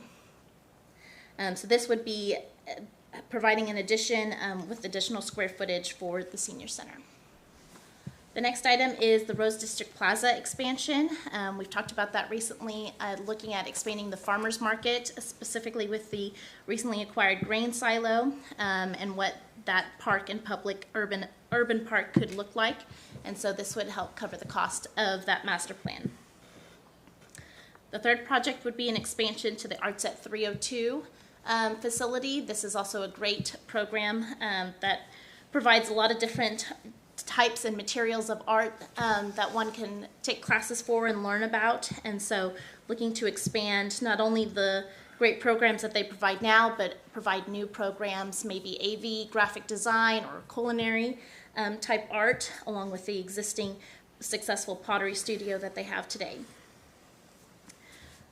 The fourth project down would be to expand our Veterans Center. I know they've asked for additional space as they host district-wide and regional meetings for veterans to come, and then they always need more parking. We hear that very commonly. Of course, speaking of more parking, I definitely saw a lot of people comment about the Rose District Plaza parking as well. So it sounds like parking along Main Street around this area, both for the Veterans Center and Rose District Plaza, are very important to the citizens for us to consider. The next one down would be the Military History Museum expansion. Currently, this facility is on the north side of Main Street, and we would look at potentially relocating the Military History Museum, which provides obviously great, interesting artifacts and museum displays. There's so many things to look at there, and so giving them a new facility to expand their displays and their library, and relocate it down south closer to the Veterans Park and Veterans Center area is what's listed here for the Military History Museum. And then for the last named project, we would look at the History Museum expansion. This could be this would be close to that Rose District Plaza and expanding for them more additional exhibit space and storage space. The next few projects are all city staff facilities. So at our new operations center, which is kind of where the streets and stormwater building is, and the Justice Center, and now our new field services center. We'd look at adding vehicle storage building. We have quite a few equipment that is currently housed at our Stark facility, and they have to do a Tetris shuffle every season when it starts to get cold and wintry weather, as we had this week. So our snow trucks, our utility vac trucks, a lot of these very expensive and large equipment cannot be left out in the cold or the elements, so we look at providing them an additional storage vehicle storage building. The next project would be to renovate and expand a traffic monitoring center. This would be another technology element where we can along with police department, I know they've done a great job improving their real-time crime center and adding some cameras at intersections. We'd look to expand our traffic control signal control program at traffic intersections, and this would be the central hub for that, with technology furnishing and equipping a renovation project for that. The second to last project would be to do some renovation at the fleet maintenance complex. This is where I know they've recently built a new facility for the quick service for fleet, and then we'd look at renovating some of those existing facilities to make sure they have great amenities for staff and that they are safe. And then the final project on unnamed is to expand the fiber optic network ring that is city-owned fiber, not through a third party, but to expand our current city fiber to run to city buildings for security and traffic control. Got some great visuals here on what these projects could potentially look like. And if there's, we'll continue on if there's no specific questions. So getting down to the faster ones and hopefully wrapping up pretty quick. I know it's a lot of talking and to listen to. A lot of listening. So, but it's important for the public to hear. I know you guys have heard this. A lot of money, yeah. But Proposition 5 is stormwater, and I appreciate Mr. Spurgeon's comments earlier in describing the desire to go to a 60% vote on this one this year, whereas previously it was 50%. And really, Proposition 5 is about projects that the city wants done because it improves city infrastructure and flow of the channels and everything else. But the real, to Mr. Spurgeon's point, and he was exactly right, is 60% is because sometimes what the city needs for the city system bleeds over onto private property. And so if we get to that 60% vote, that allows our improvements to expand on the private property as well. Obviously, if anybody's listening and hearing that, that obviously comes with permission of the private property owner. We're not just going and doing what we want. So first one is the drainage pond improvements, the Nita Pond. We've talked in this chambers before about Nita Pond, which is on the northeast quadrant of Kenosha and Elm, back behind the businesses there. We talked in here because the developer was talking about developing adjacent to that. I don't know the status of that, but whether that happens or not, that still acts as a regional pond for us and one of the original developed parts of Broken Arrow, and we still need that to serve as a better regional detention pond. So we want improvements there, so we're detaining water better in that part of town. Then generally it's just a pot of money for downtown drainage improvements. This is significant because we've talked about often, original downtown was platted in 1902. And you think about it, there was not mass transit of vehicles back then. There was not paved roads. The plat was not designed in the area of downtown for stormwater to run through there. It's developed at a level that was never anticipated at those times. $1 million is not going to near fix all the problems that we could have down there. I mean, you'd be talking tens of millions or, I can't even imagine to fix everything that you could want to fix down there. But this is a pot of money that as problems arise, we can use to spot fix some issues to try to help our citizens when things arise. One specific example that we are naming of exactly that is Elgin and Iola Streets in the Rose District. If you're familiar with that area, there's actually residential roads right there with homes, and the channel runs straight along the road, and the channel is about an 8-foot drop off right off the side of the road, and that's right in the middle of our Rose District. So we are naming that project to show that we're going to get in there and do something with that channel and the road there to try to create a safer driving lane and get that water through there without that issue where you could fall off. And then, I thought we had this in unnamed, I'll double check, but then again, Rose District drainage improvements is more of like in the tight corridor of downtown, kind of along those same lines of improvements. Drainage pond improvements on Aspen Street, and this is a good example for why we wanted that to go to 60% vote. So the pond that is leaking on Aspen Street, south of 101st Street in New Orleans, you see it leaking from time to time. It makes for a sore site and leaks down in the street. That's actually mostly on private land. It's our wall holding the pond up, and it's probably our job to fix that wall and everything else, but for us to really go in and do more improvements, the rest of the pond's on private land. So we would like to do some improvements, get that to where that pond's operating better and it's safer for our road surface and not leaking onto our road surface, but we'll have to do some work on private property most likely as we go through those improvements. Hickey Creek Tributary Master Plan. Again, just highlight this is a master plan, but obviously Hickey Creek is one of the most developed channels in our community. Is part of the original parts of the town that were developed, and a lot of the parts of those developments didn't have detention tied to them because they were before our ordinances for detention. And so there is just a lot of drainage, a lot of water just in general, and a lot of drainage problems around Hickey Creek. So it's talking about just doing a master plan to look out how we can better handle that creek in the future as we continue to grow and develop. And then just a pot of money like we've done in some other locations for future improvements at various city parks. There's a lot of erosion and issues at various parks that we own, and this just gives us a pot of money to go handle those issues as they arise over the next few years. And then just another pot of money and truly unnamed portion of the last bit, just keeping it as a contingency for whatever arises in stormwater, just kind of truly keeping it unnamed. Proposition 6 also is that 60% vote for improvements on private property, but this has been a very, very popular program that we had coming from the 2018 bond. And this one truly is designed to be improvements on private property. So Proposition 5 is projects that the city wants to push and do because it's good for city improvements for whatever reason.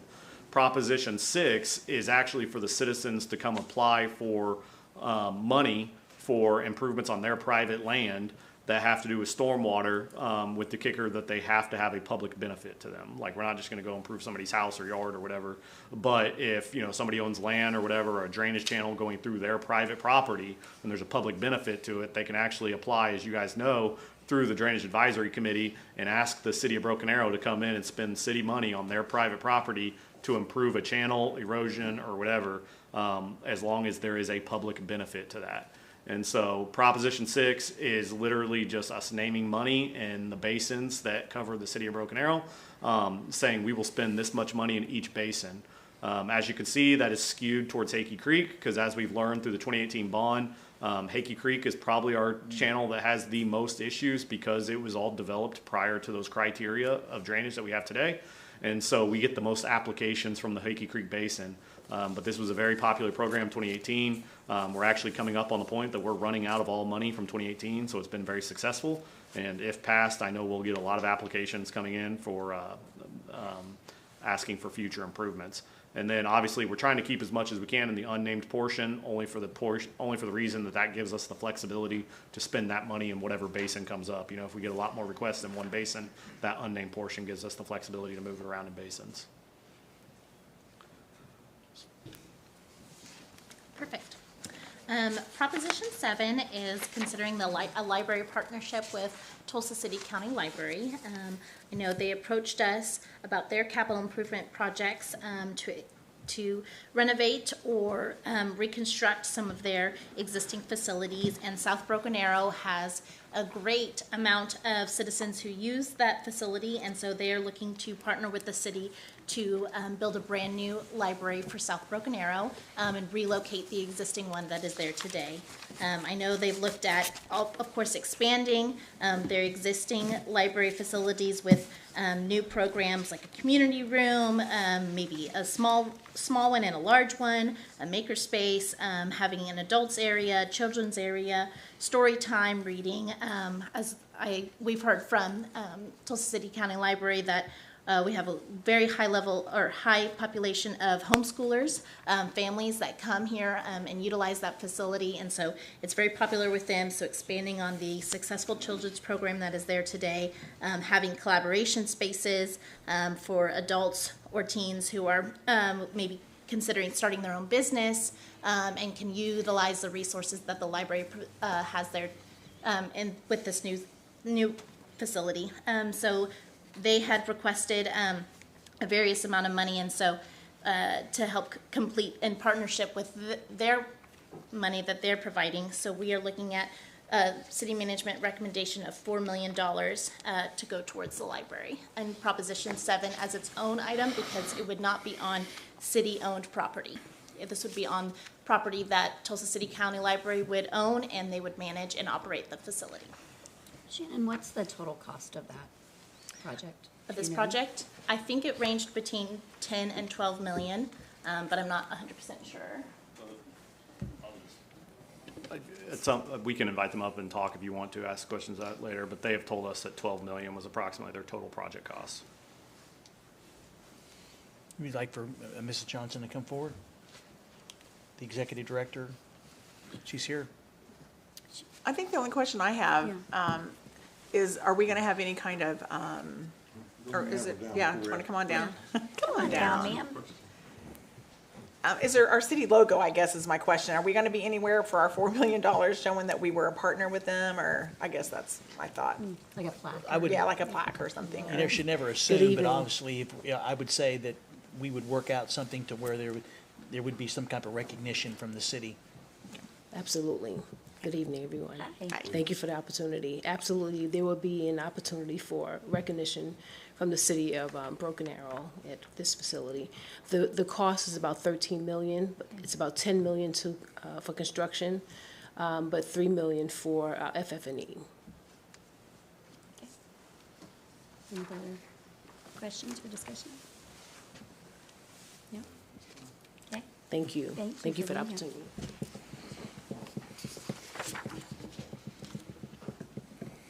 Okay, our last proposition of the night, and probably the most unique and different. So this is the proposition, everything we've talked about at this point, as Mr. Spurgeon has clearly stated, was based off of property taxes and keeping the tax rate the same that has been in the past, no tax increase. The eighth proposition is switching to talk about sales tax, and it would be for a temporary increase, and most importantly, for a dedicated cause, meaning that it is required by law to go towards the cause that is named in the vote. And so that purpose would be for the sports facilities that are city-owned throughout the city. In this one, we're not going to give you a list of projects right now or anything else, because that's not the way it would be presented to the voters. As to the voters, it would be presented as a 0.5% sales tax increase for 5 years. It would fall off automatically. If they vote for it, it stops after 5 years, no matter what. And it would be stated that it's used for sports facilities, but the voters would not see a list of projects on vote day. They would just know it's going towards sports facilities. Now, through marketing and everything else, we might tell them a list of projects, but they're not going to see it on vote day. I don't remember the exact numbers this time, but it's based off of projections. You know, if we get the current projections are, we assume we'll probably make a little over $50 million over that 5 years of the 0.5%. But at the end of the day, we will get whatever we get. You know, if continued growth happens, our retail grows, you know, we could get 60 million, 65 million, but we are required to spend all of that money on what the purpose was that was voted on that day. Tentatively, just so we're being transparent with the public, we will come up with a list of projects that is proposed that I think we're going to show you guys in January. But as you guys know, we've already talked about it. For the most part, it is getting all the youth facilities up to turf or a better draining grass, depending on what that organization wants. You know, so that one of the big things we want is if people are going to travel to our community to play sports and it rains, we want them to still be able to hold their competition after the rain event, which either means A, turf, so it drains quickly, or B, a more sand-based field, so it still filters quickly and we'll have a drainage system that gets it out of there. So we want to improve all sports fields, facilities. We want to improve lighting, get LED lights in all of our facilities. One, it looks better. Two, it significantly cuts down on the cost for us to operate the lights. And then we really want to improve the aesthetics of the facilities. We want to, when you come into our facility, we want to be like, wow, this is a really nice place to play. That's new fences, new signage, maybe playgrounds for kids, you know, all those kind of things. So we have a large list of projects that it most likely would include. But today it's just to talk about what the voters would see and everything else. And then we will work on a campaign of identifying what the actual projects are and come back and present those to you guys in the future. One of the things that I think I tend to talk about all the time is how important sales tax revenue is to municipalities in the state of Oklahoma. And when we have tourism and tournaments that come to our city, it generates taken care of before then, I Yes, would ma'am. think, because it's going to generate. 3 comments, Mayor and members of council, with respect to this proposition. So let me expand upon what I talked about earlier to help give the rationale. So first and foremost is that the estimated number of projects that the sports organization presented, I would say, was approximately $70 million. Okay? If you look at in order to keep this a no tax rate change, we were at 415, and you can see that 50% of this goes for streets and roads. The other propositions, essentially, you had to come up with priorities to be able to fund those. There was not enough capacity to put any of these sports facilities upgrades, and many of these facilities haven't been upgraded in 20 or 30 years. Others some basic improvements, but in terms of the play fields, the drainage, the lighting, those things have woefully fallen behind simply because of lack of money. So when this notion came up, I've used the example that let's say there was capacity to do this. The challenge with that is if council did agree to $52 million hypothetically, we couldn't sell all $52 million in 1 year, which means it would take 10 to 12 years to complete all of the improvements, because we're only able to sell so much of the bond's total package each year. To in do o- all the projects. To do all the projects. Yeah. So you would have, the council ultimately would have to decide who goes first. Does fast pitch go first? Does soccer go first? Does football go first? And so forth. And obviously, it would take the full 10 to 12 years to complete those projects. And I believe the improvements are needed now, especially the infrastructure improvements that are needed in Indian Springs Sports Complex, the parking lots, the ingress, egress, those basic improvements that it's simply, our community, at the time those were built, we had the money to do so, but expansion and maintaining them has been difficult. So the mayor's correct in her comment about economic development. So the number one driver of this is improving great places and facilities to play for our kids. The other reason why it's being done by a sales tax is because those folks that come into our community, which there are thousands of kids that come into our community just for league play throughout the week, throughout the year, plus those that come into tournaments, by actually using it through a sales tax, we will capture those dollars from those folks, and those folks that don't live here, they're helping to pay for them, versus if you did it in a property tax, that means Broken Arrows are actually paying the total bill. And I believe about 50% of the sales tax that is generated, and I'm working on those numbers now, comes from outside of our community. So in essence, those that are coming in to use our facilities, just like in many other communities, they're going to help pay for the infrastructure. Plus, they're going to support the businesses, the hotels, the restaurants, Walmart, Target, CVS, the ancillary expenses, plus with the other opportunities to spend money here in Broken Arrow. And I rarely ever get to correct Charlie when it comes to numbers, but I will tell you this, is right now, based on today, a half a cent generates $10.6 million. So it is safe to say that over 5 years, you're looking at about $56 million. Net present value to be able to borrow on a vote of approval, you're looking at about $52 million. Now, the mayor's correct. We have 500,000 square feet of retail commercial that will be coming online at the end of next year, early 27. Plus, there's additional announcements for retail commercial. So I have no doubt that within 5 years, we will actually be able to pay off the note that is issued. At that time, the council would look to sunset that tax earlier or no later, because the law would say it ends in 5 years, and there are no plans to actually extend that tax beyond 5 years. And so I wanted to share something because the council wanted to get the voters' pulse. So we conducted a survey. 3,400 participants actually took the survey. 88% of those people were registered voters. 68% said they would support this initiative. I recommend to council that if it doesn't get at least 60% in the survey, I would be concerned about whether it had an opportunity to pass and how it would affect the other propositions. And so, as you can see, this whole thought process of wanting to get the kids of the parents that voted for it to be able to play, not having to choose winners and losers, who goes in what order, and to get it done within 3 or 4 years, that temporary tax rolls off. And now we have an upgrade of all of our facilities to where now we're actually not only having great facilities to play, but it becomes a major economic driver within our community.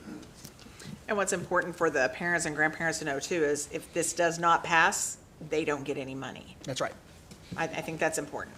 It is, unfortunately, but you look at the other priorities that we have. Council made it, and I can tell you, there were quite a few people, probably just as many, that want a community center. And so you got active and passive recreation policies that council has to decide. And this gives us an opportunity, with our community being the 12th place to live in this country out of 19,000 cities, to be able to provide the amenities that the public in this community have said that they want. And I believe this package will accomplish that with a lot of hard work and dedication in educating them on how this is going to benefit our citizens and ultimately our businesses.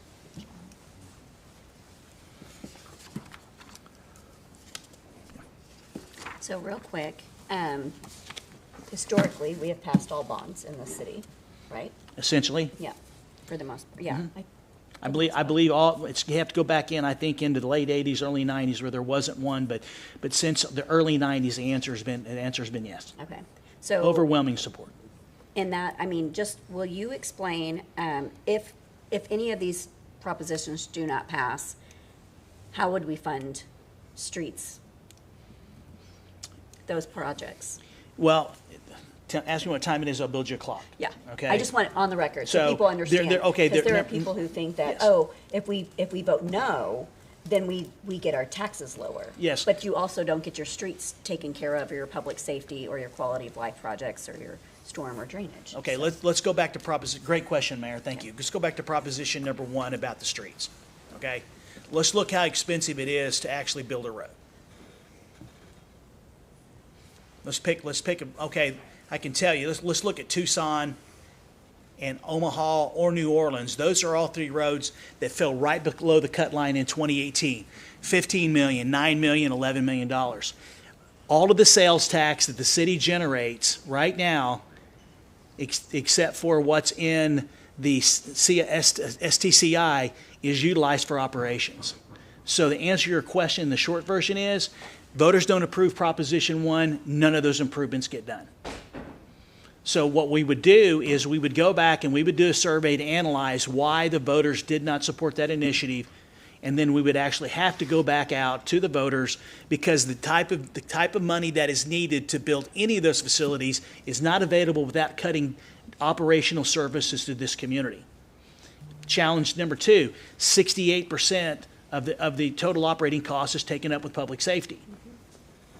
And so essentially, someone can say that if we don't approve this or taxes go down, well, I'm going to be able to answer those questions during the public education. And for the first few years, it's minuscule.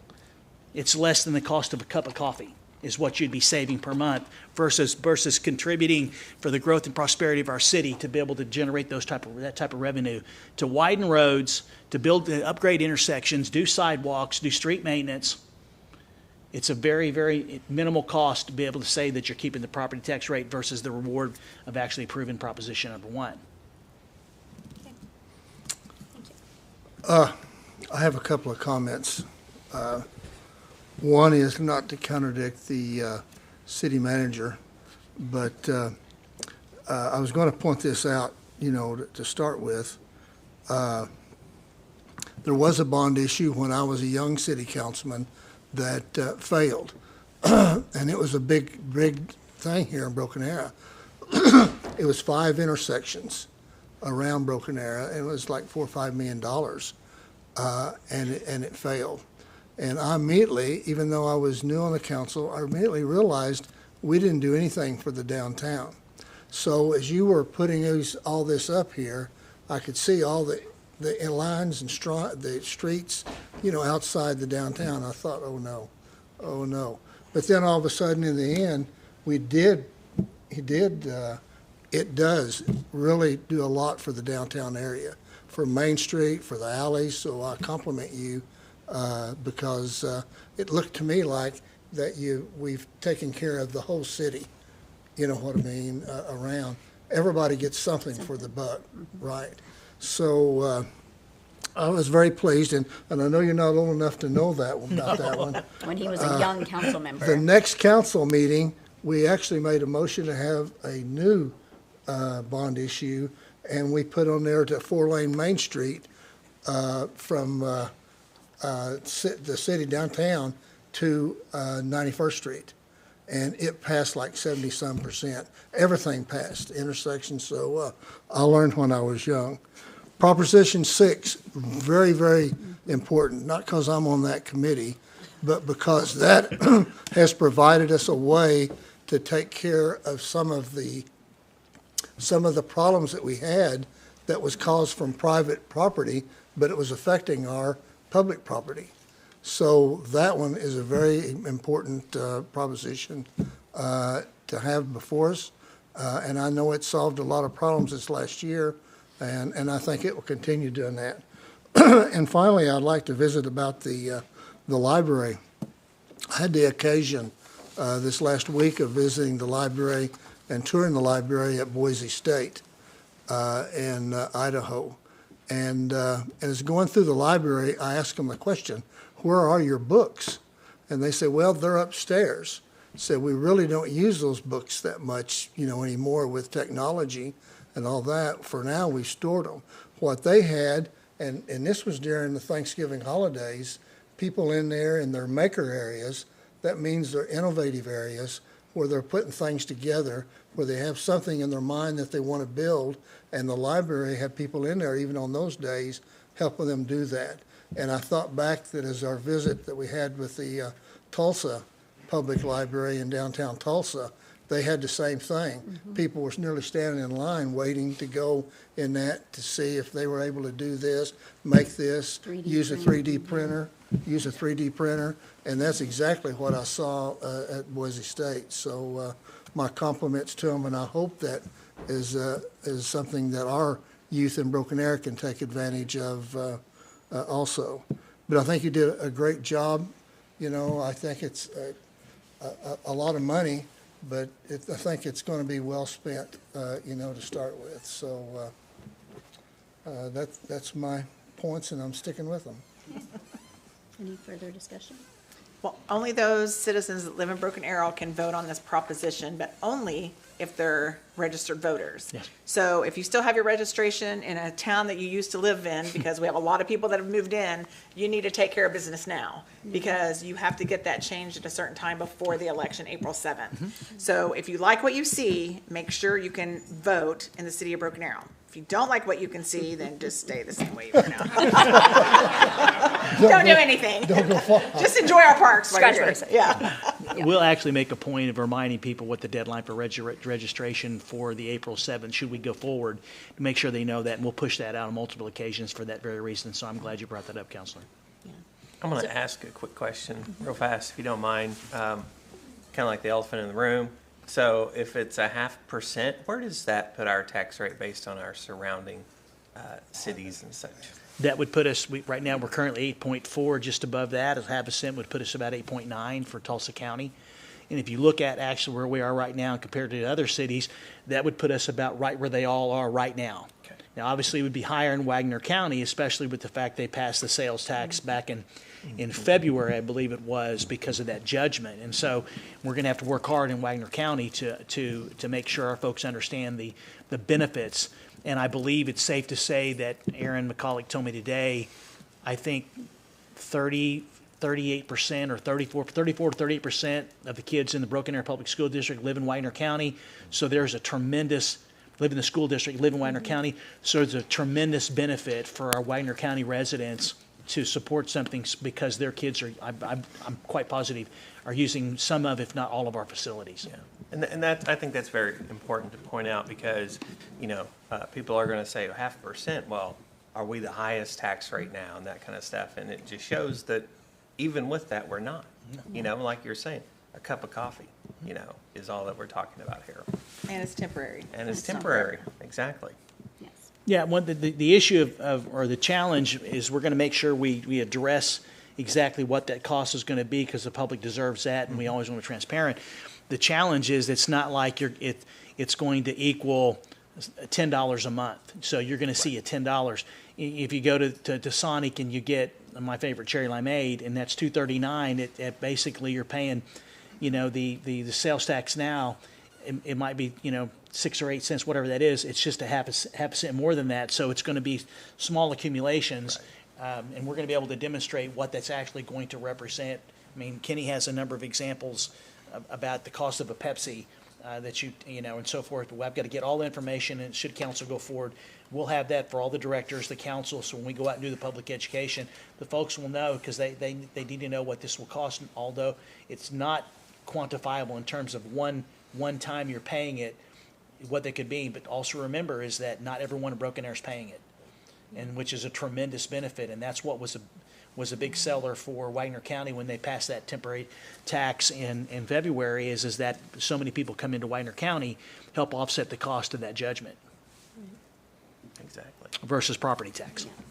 Well, and this is, I'm not sure how many bond packages you've gone through, Johnny, in your, a lot. Well, it's my second. This is the longest, I'll tell you. Yeah, yeah. It's my second, and I just want to thank you and the staff, because it is immensely impressive what goes into building this, and the fact that you start from the election date back, and you figure out the timeline of what we need to do to get as much information as possible. So thank you, all of you, for all of your hard work on this. the heavy lifting goes to Charlie and Shannon, and their team have just been And incredible. that big binder. Yeah. That big binder. I didn't even know binders existed that big. That big, yeah. Kenny has worked so diligently to provide the guidance, because obviously not everybody has been through a bond package in the staff, and I appreciate Kenny's leadership and all the directors. I mean, obviously, everyone had requests, and I appreciate their prioritizing those requests. And so if there are no more questions, my guidance is for council to take this under advisement. We'll begin the notice that it's available, and then we'll come back, and we will do, I promise it'll be a shorter presentation on the 16th. It'll simply just be a summary. There'll be no one here. And then all we're asking at that time is that we direct staff to prepare the appropriate documentations for the election for April 7th. And when will we get input then from the citizens, as you get them, or? will it Yes, be at the last we have a moment? form. Aaron has created a form. They'll be taking that input, and it'll be summarized for the governing body. And I would anticipate where it could be longer is if someone signs up to speak on the 16th. And I do know that many of the organizations that have it's in the recommendation, I fully anticipate that they're going to want to speak and to show their support for council's decision. So we may spend the same amount of time on this, because I know there's so many that want to show support to the council. And I think it's extremely important that those that will benefit show support for this initiative in terms of public education and the benefits it's going to have to our citizens and businesses. That's all I have, Mayor. Okay, thank you. All right. Item 8 is citizens' opportunity to address the council on general topics related to city business or services. Just a reminder, no action may be taken on matters under this item. We do have one individual signed up to speak, and hi. So we have Amanda Drake and her attorney Ryan Fulda.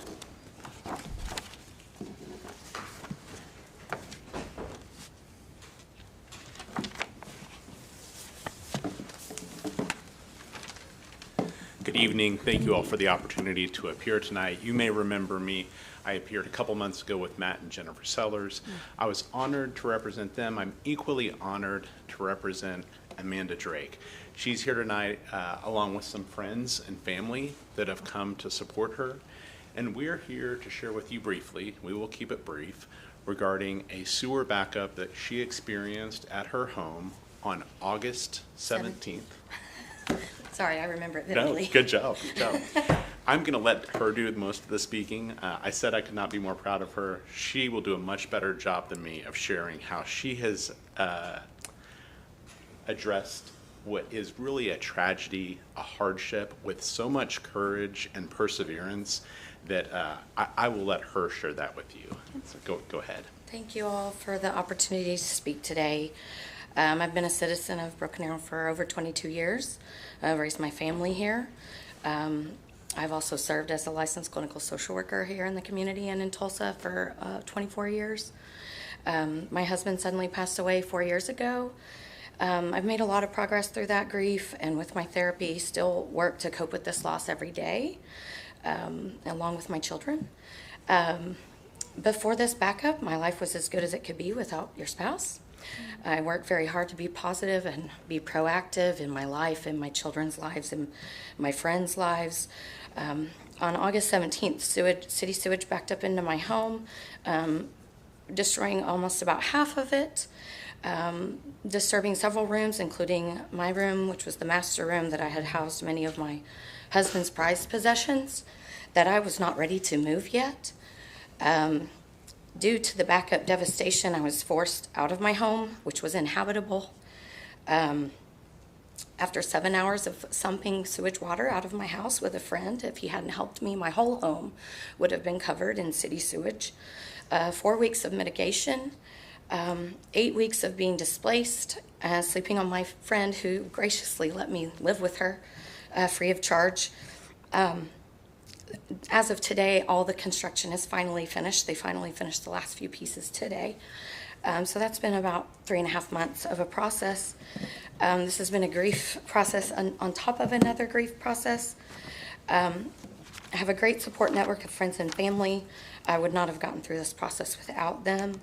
I had my home paid for free and clear. And I've had to get a loan to pay for the damages to my home so that I could live in it again. This has been a very incredibly challenging situation, both emotionally and financially, and I need the city's help to put this behind me. Thank you very much. Thank you. We are drawing near on time. The PowerPoint presentation that has been provided includes photographs of the damage. It also includes an outline of the expenses that Ms. Drake has now actually incurred. This is not an estimate, but expenses, as she said, that she has incurred. And so we submitted a tort claim to the city. We're asking for the city's cooperation in attempting to resolve this so that it can be resolved sooner rather than later. So thank you again for your time. Okay, thank you, sir. Do we have a copy of this? I It's haven't not in seen our, this. it's not No, in we our don't have a agenda. copy. But are we able to get a copy of? Absolutely. Okay, thank you. I believe Dustin has it. Dustin, okay. You don't want to see it. I don't want to see it. I know I don't want to see it, but,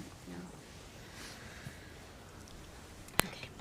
Item 9 is general council business. 9A, consideration, discussion, and possible approval of the nomination of Madison Hicks to the Broken Arrow Drainage Advisory Committee with a term expiring December 2nd, 2029. Kenny? Thank you, Mayor, Vice Mayor, Councilors, Mr. Spurgeon. I'll be brief, but tonight you've heard a lot about Proposition 6 in 2018 and then the proposed one going forward. We are unique. I don't know any other city in the state of Oklahoma that has done something like this. When we actually did the Proposition 6 in 2018, we didn't go and name anything specific projects. I think Charlie did a great job talking about that. We named it by basin. Immediately what came up was, how do we allow an application? How do we allow the public's input, the public's voice on the use and the expenditure of the monies? Mr. Spurgeon, along with staff, came, I believe, in August, if I remember correctly, of 2019 to the governing body and came up with the idea of creating a drainage advisory committee. 7 people, 2 counselors, Vice Mayor Parks is on it, and I believe Councilman Pickles on it. I believe Mayor has served on it in the past. But there's 5 citizens. The citizens are each appointed by each one of the counselors. They get one appointment, then it comes to you for approval. In October this past year, Donna Wiedenauer, who had been on the council committee for, I think, 4 years, a little over 4 years, resigned and did a great job serving on that committee. On October the 30th, we had a public meeting on a drainage issue of all things in the Rockwood edition. And if you've ever been to a drainage meeting, it's very emotional. It can get emotional. It can get aggressive. People are venting. They're hurting. And it takes a lot of patience to go through those. During the course of the meeting, a young lady, Miss Madison Hicks, raised her hand, spoke up, and spoke very politely, kindly.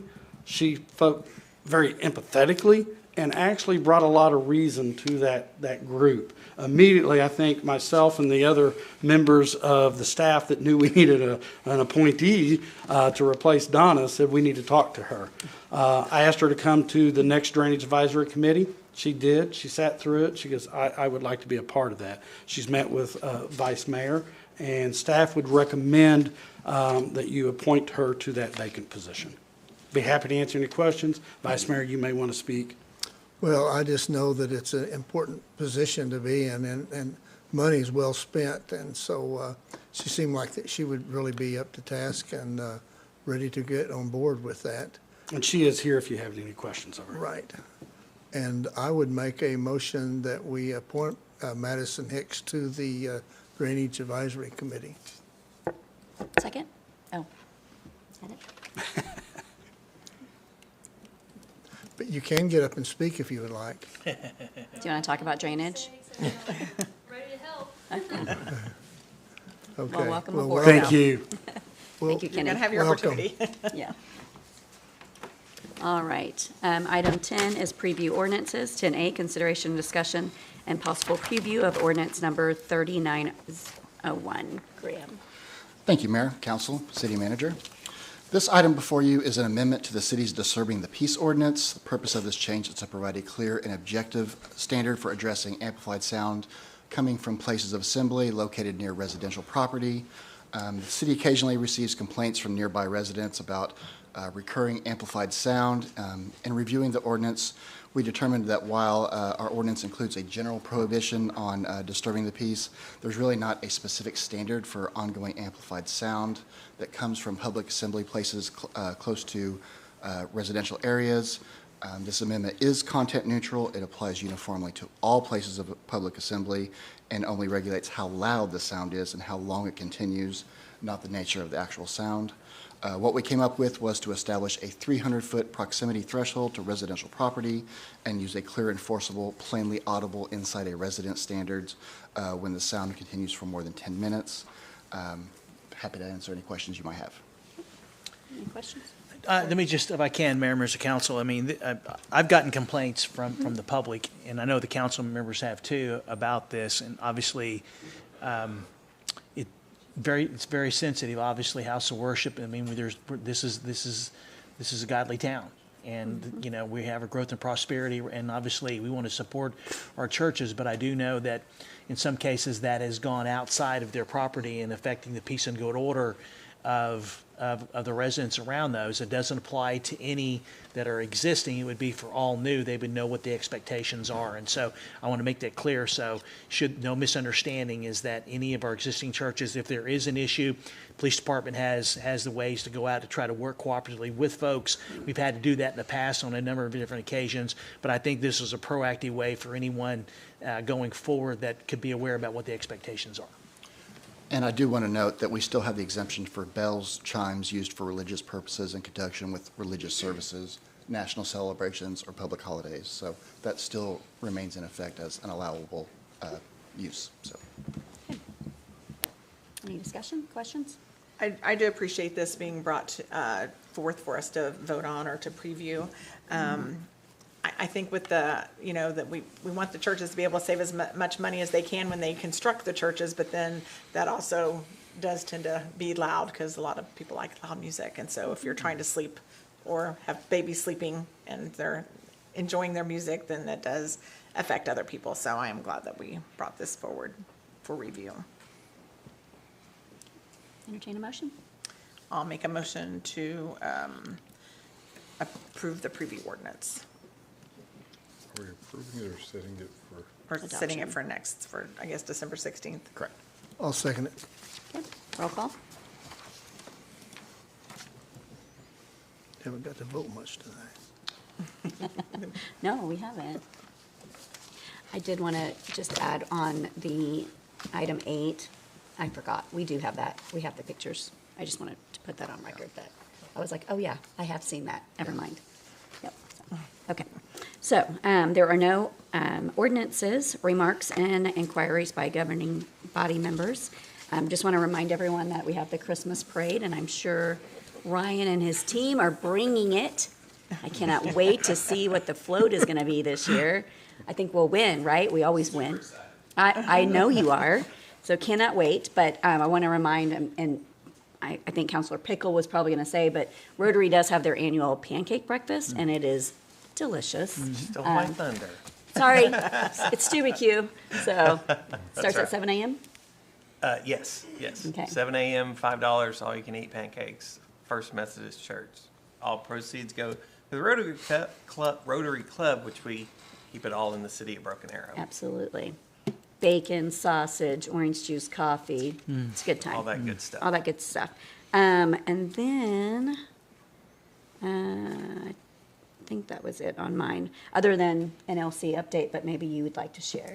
Well, I would, a little bit. We were out of town. You might not have missed us. But Surely we were out everyone of town missed for a us. week. So we had a good conference in National League City, in Salt Lake City. And she asked that I visit about that, for one thing, to tell you that we're all supposed to be and on a group, advocacy group. And the mayor is actually on the board of the NLC. And I left in the middle of controversy. I haven't got to visit with her yet to see how it ever worked out. Yeah. But everything was supposed to go real easy and smooth, and all of a sudden it didn't. Yeah. So. And I was sergeant at arms Oh, for she that one, was. so I couldn't leave myself. So my compliments to our mayor. She really made us look good. It's just that I got bored after a while. Didn't have to be there, so I went and ate. And left me there. Also, I sat down to eat one of our meals with Lisa, and she showed me a plaque that she had received from her group of the National League of Cities. And it's a council member, Lisa Ford, City of Broken Arrow, Oklahoma, 2025 First Tier Suburbs Council Chair. And first tier, you have your great big cities, and then you have all of your first tier cities. And we are that. We are that. And I don't know where's the cutoff point at, do you know? I think you just kind of determine it, there's really not a cutoff. So we No? have populations from 20,000 to 130,000. So Okay. you're outside of a big city. Anyway, she was the leader in that group for this last year, so they have this nice plaque that they presented to her. And I wanted to make sure that you all knew that for leadership, advocacy, and dedicated service to Lisa Ford. Thank you. And then she is also the incoming, she's also the incoming president for the Women in Municipal Government at NLC, which we're holding the convention here next year. So Yeah, we have a great excited about committee that. that's We planning do. it. Yes. And I had several people come up because my badge said Broken Arrow, Oklahoma. And they knew where that was at because they knew that they were coming here this summer Yeah. at Lisa's invitation. So we're looking forward to that big event. Absolutely. We've been pumping them up for We're sure. going to invite the boys to the beginning. We'll introduce you guys, then you got to go. Yeah, then it's chicks only, so. Yeah. Sorry. It'll be great. All right, Sure. anyone else? Yeah. I just want to remind everybody, December the 10th, next week, at Stony Creek, 11:15, you'll have the opportunity to listen to Michael Spurgeon, who has been working very hard on his presentation for State of the City. But there's a few more, it's usually sold out. There's a few more tickets available, but I think the cutoff is tomorrow. So if you have not purchased your ticket yet, you can go to the chamber website and purchase your ticket. And it's something you will not want to miss because he puts a lot of effort into letting people know the state of our city. So I just wanted to make sure everyone had that opportunity. Thank you, Councilor. Also, this time of year, there's a lot of things happening in our community. The mayor already mentioned the Christmas parade coming up. We do have a holiday market that goes on every Tuesday, where we have our farmers market folks out there, plus some additional vendors. The ice skating's down there. We have the igloos this year, the carriage rides. There's always something to do, so come out to our Rose District and check those things out. In addition, I know next week we have coloring and cookies with the cop coming up. So if you want to come out and socialize with our fine folks from the Broken Arrow Police Department, come check that out. Bring the kiddos out.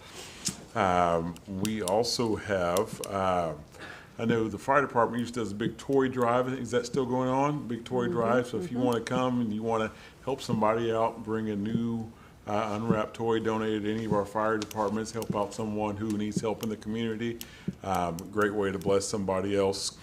And one of our other partners, NSUBA, has their, what they call their gazebo glow coming up next week as well on Thursday evening. You come out and help support NSUBA as well. Just a few of the great things happening in our community. Yeah. I'll tag one more on there. So, there you go. Boom, my turn.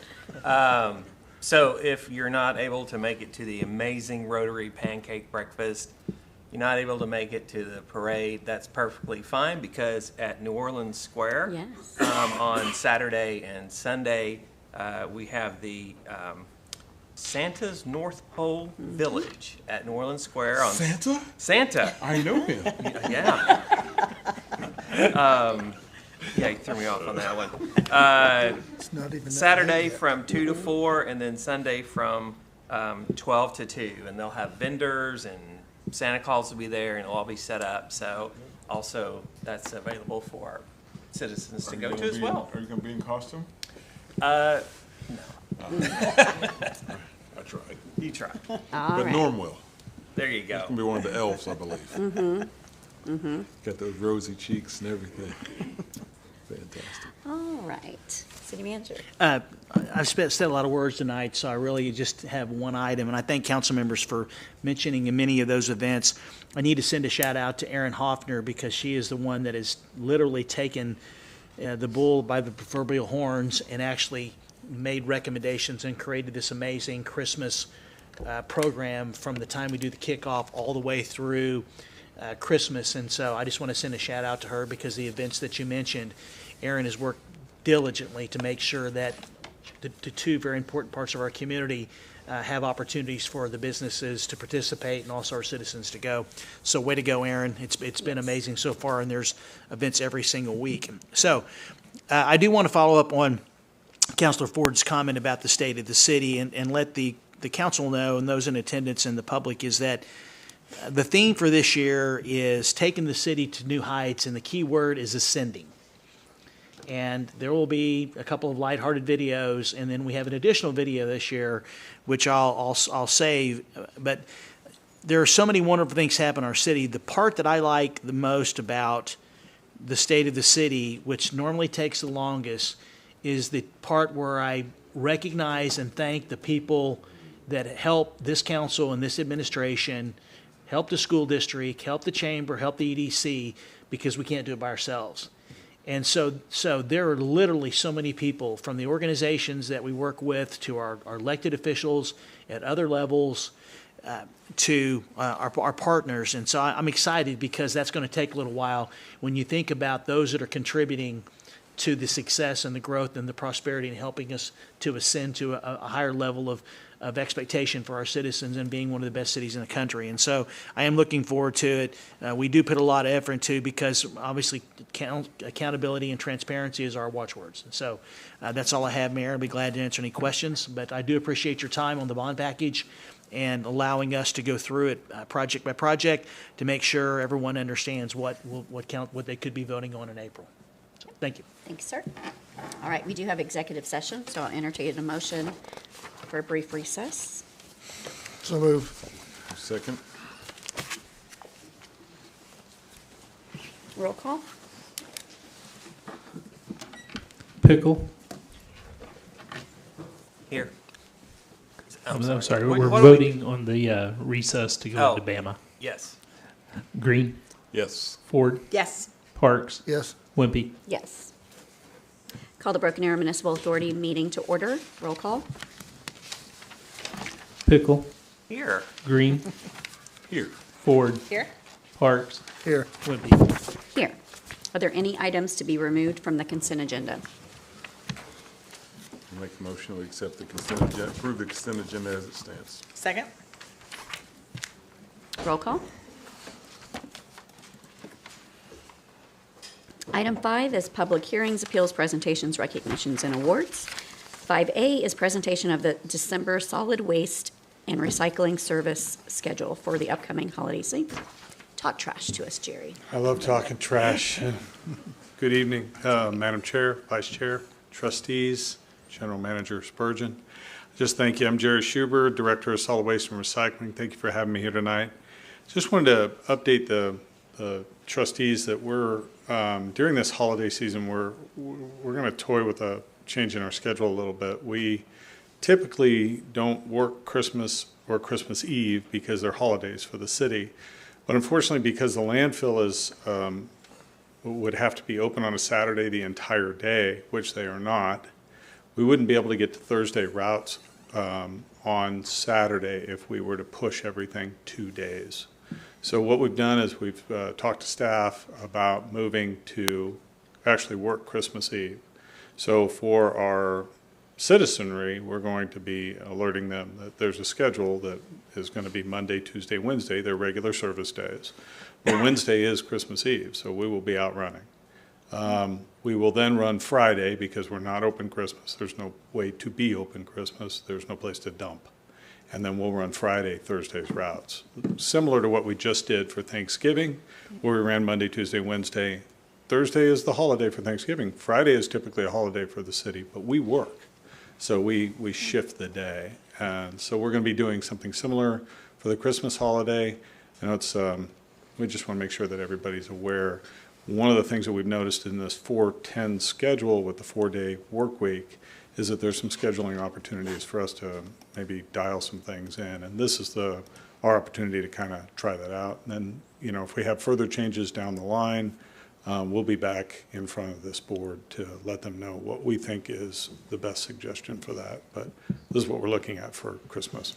Okay, so like that schedule there on the to be decided Yeah, on Christmas and Eve. we shifted it decided- to be decided a couple of weeks ago when we started to realize that Saturday was going to be a real problem. TRT typically isn't open at all on Saturdays. They're going to be working with Tulsa to be open, but even with that, it's a half day for them most of the time, and we don't have a half day worth of work. So we saw this when we had that snowstorm last year. So anyway, that's all it is. Thank you. Thank you, folks. All right, item 6 is general authority business. Item A is consideration, discussion, and possible approval of the lowest responsible bid to Crossland Heavy Contractors. Charlie. Good evening, Madam Chair, Vice Chair, Trustees, General Manager. I know we've had a lot of talking tonight, so I'll kind of be brief. Tonight, talk about the award of an additional brine tank out of our water treatment plant. So we have one existing brine tank at our plant. It is basically it's used to help produce our sodium hypochlorite, which is what we treat our water with at the plant.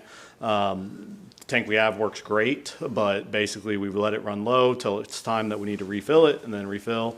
But in times of high use, high demand, it can kind of get tricky when we're refilling it, and then just kind of a redundancy factor. If it ever went out, we'd have a problem. So part of our capital plan, we bid getting a second tank. One, it gives us a lot more redundancy. It gives us more flexibility, and just increases the duration we need between refills.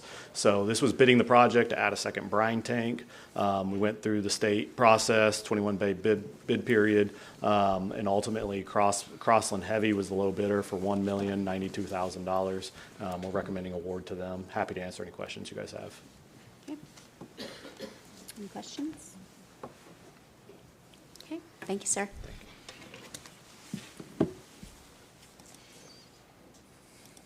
I make a motion that we approve the award. Second? Roll call.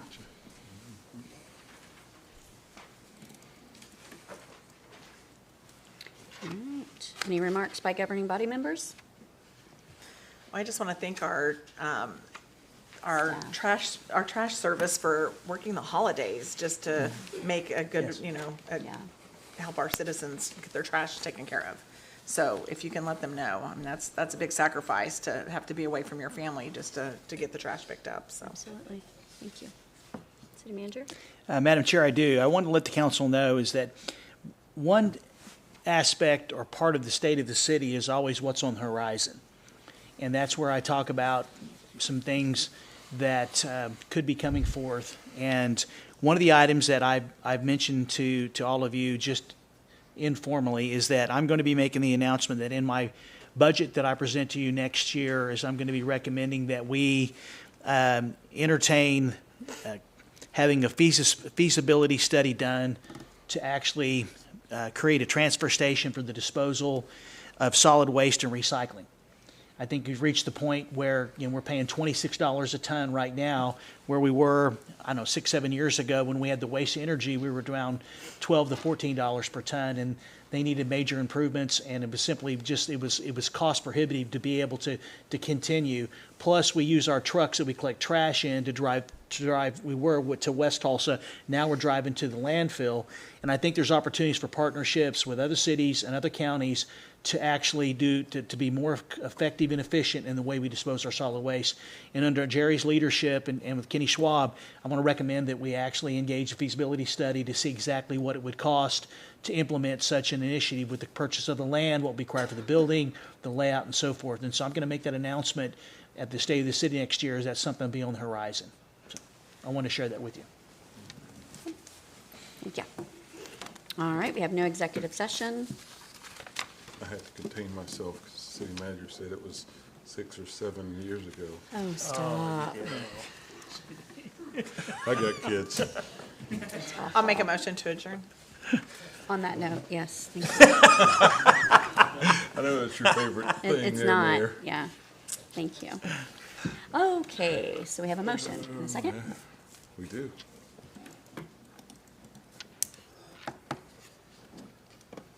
All right, call the Broken Arrow Economic Development Authority meeting to order. Any items to be removed from the consent agenda? Excuse me, Mayor, we need to do roll call. Oh, okay, we can do that, thank you. Moving right along. Pickle. Here. Green. Here. Ford. Here? Parks. Here. Wimpy. Still here. Thank you. Okay, now, is there any items to be It's removed? derogatory. Maybe he'll learn I'll from make a that. motion that we approve the consent agenda as it stands. Thank you. Second? Roll call?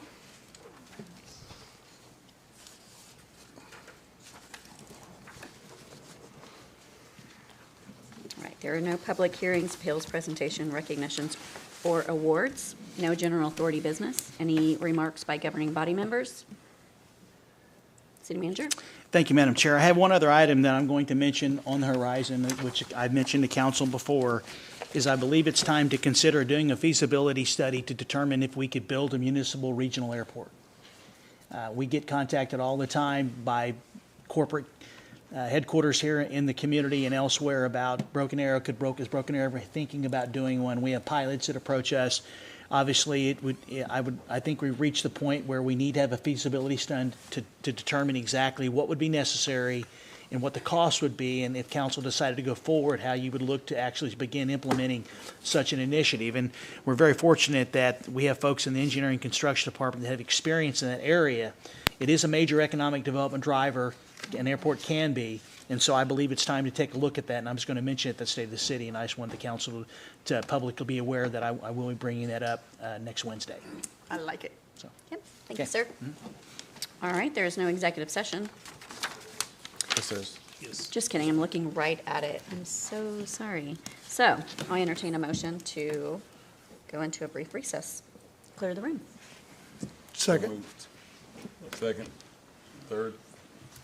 Who made the motion? I'm sorry. The mayor did. I She entertained reached a out. motion. He reached out there and made a motion. All right. Pickle. Yes. Green. Yes. Ford. Yes. Parks. Yes. Wimpy. Yes. I thought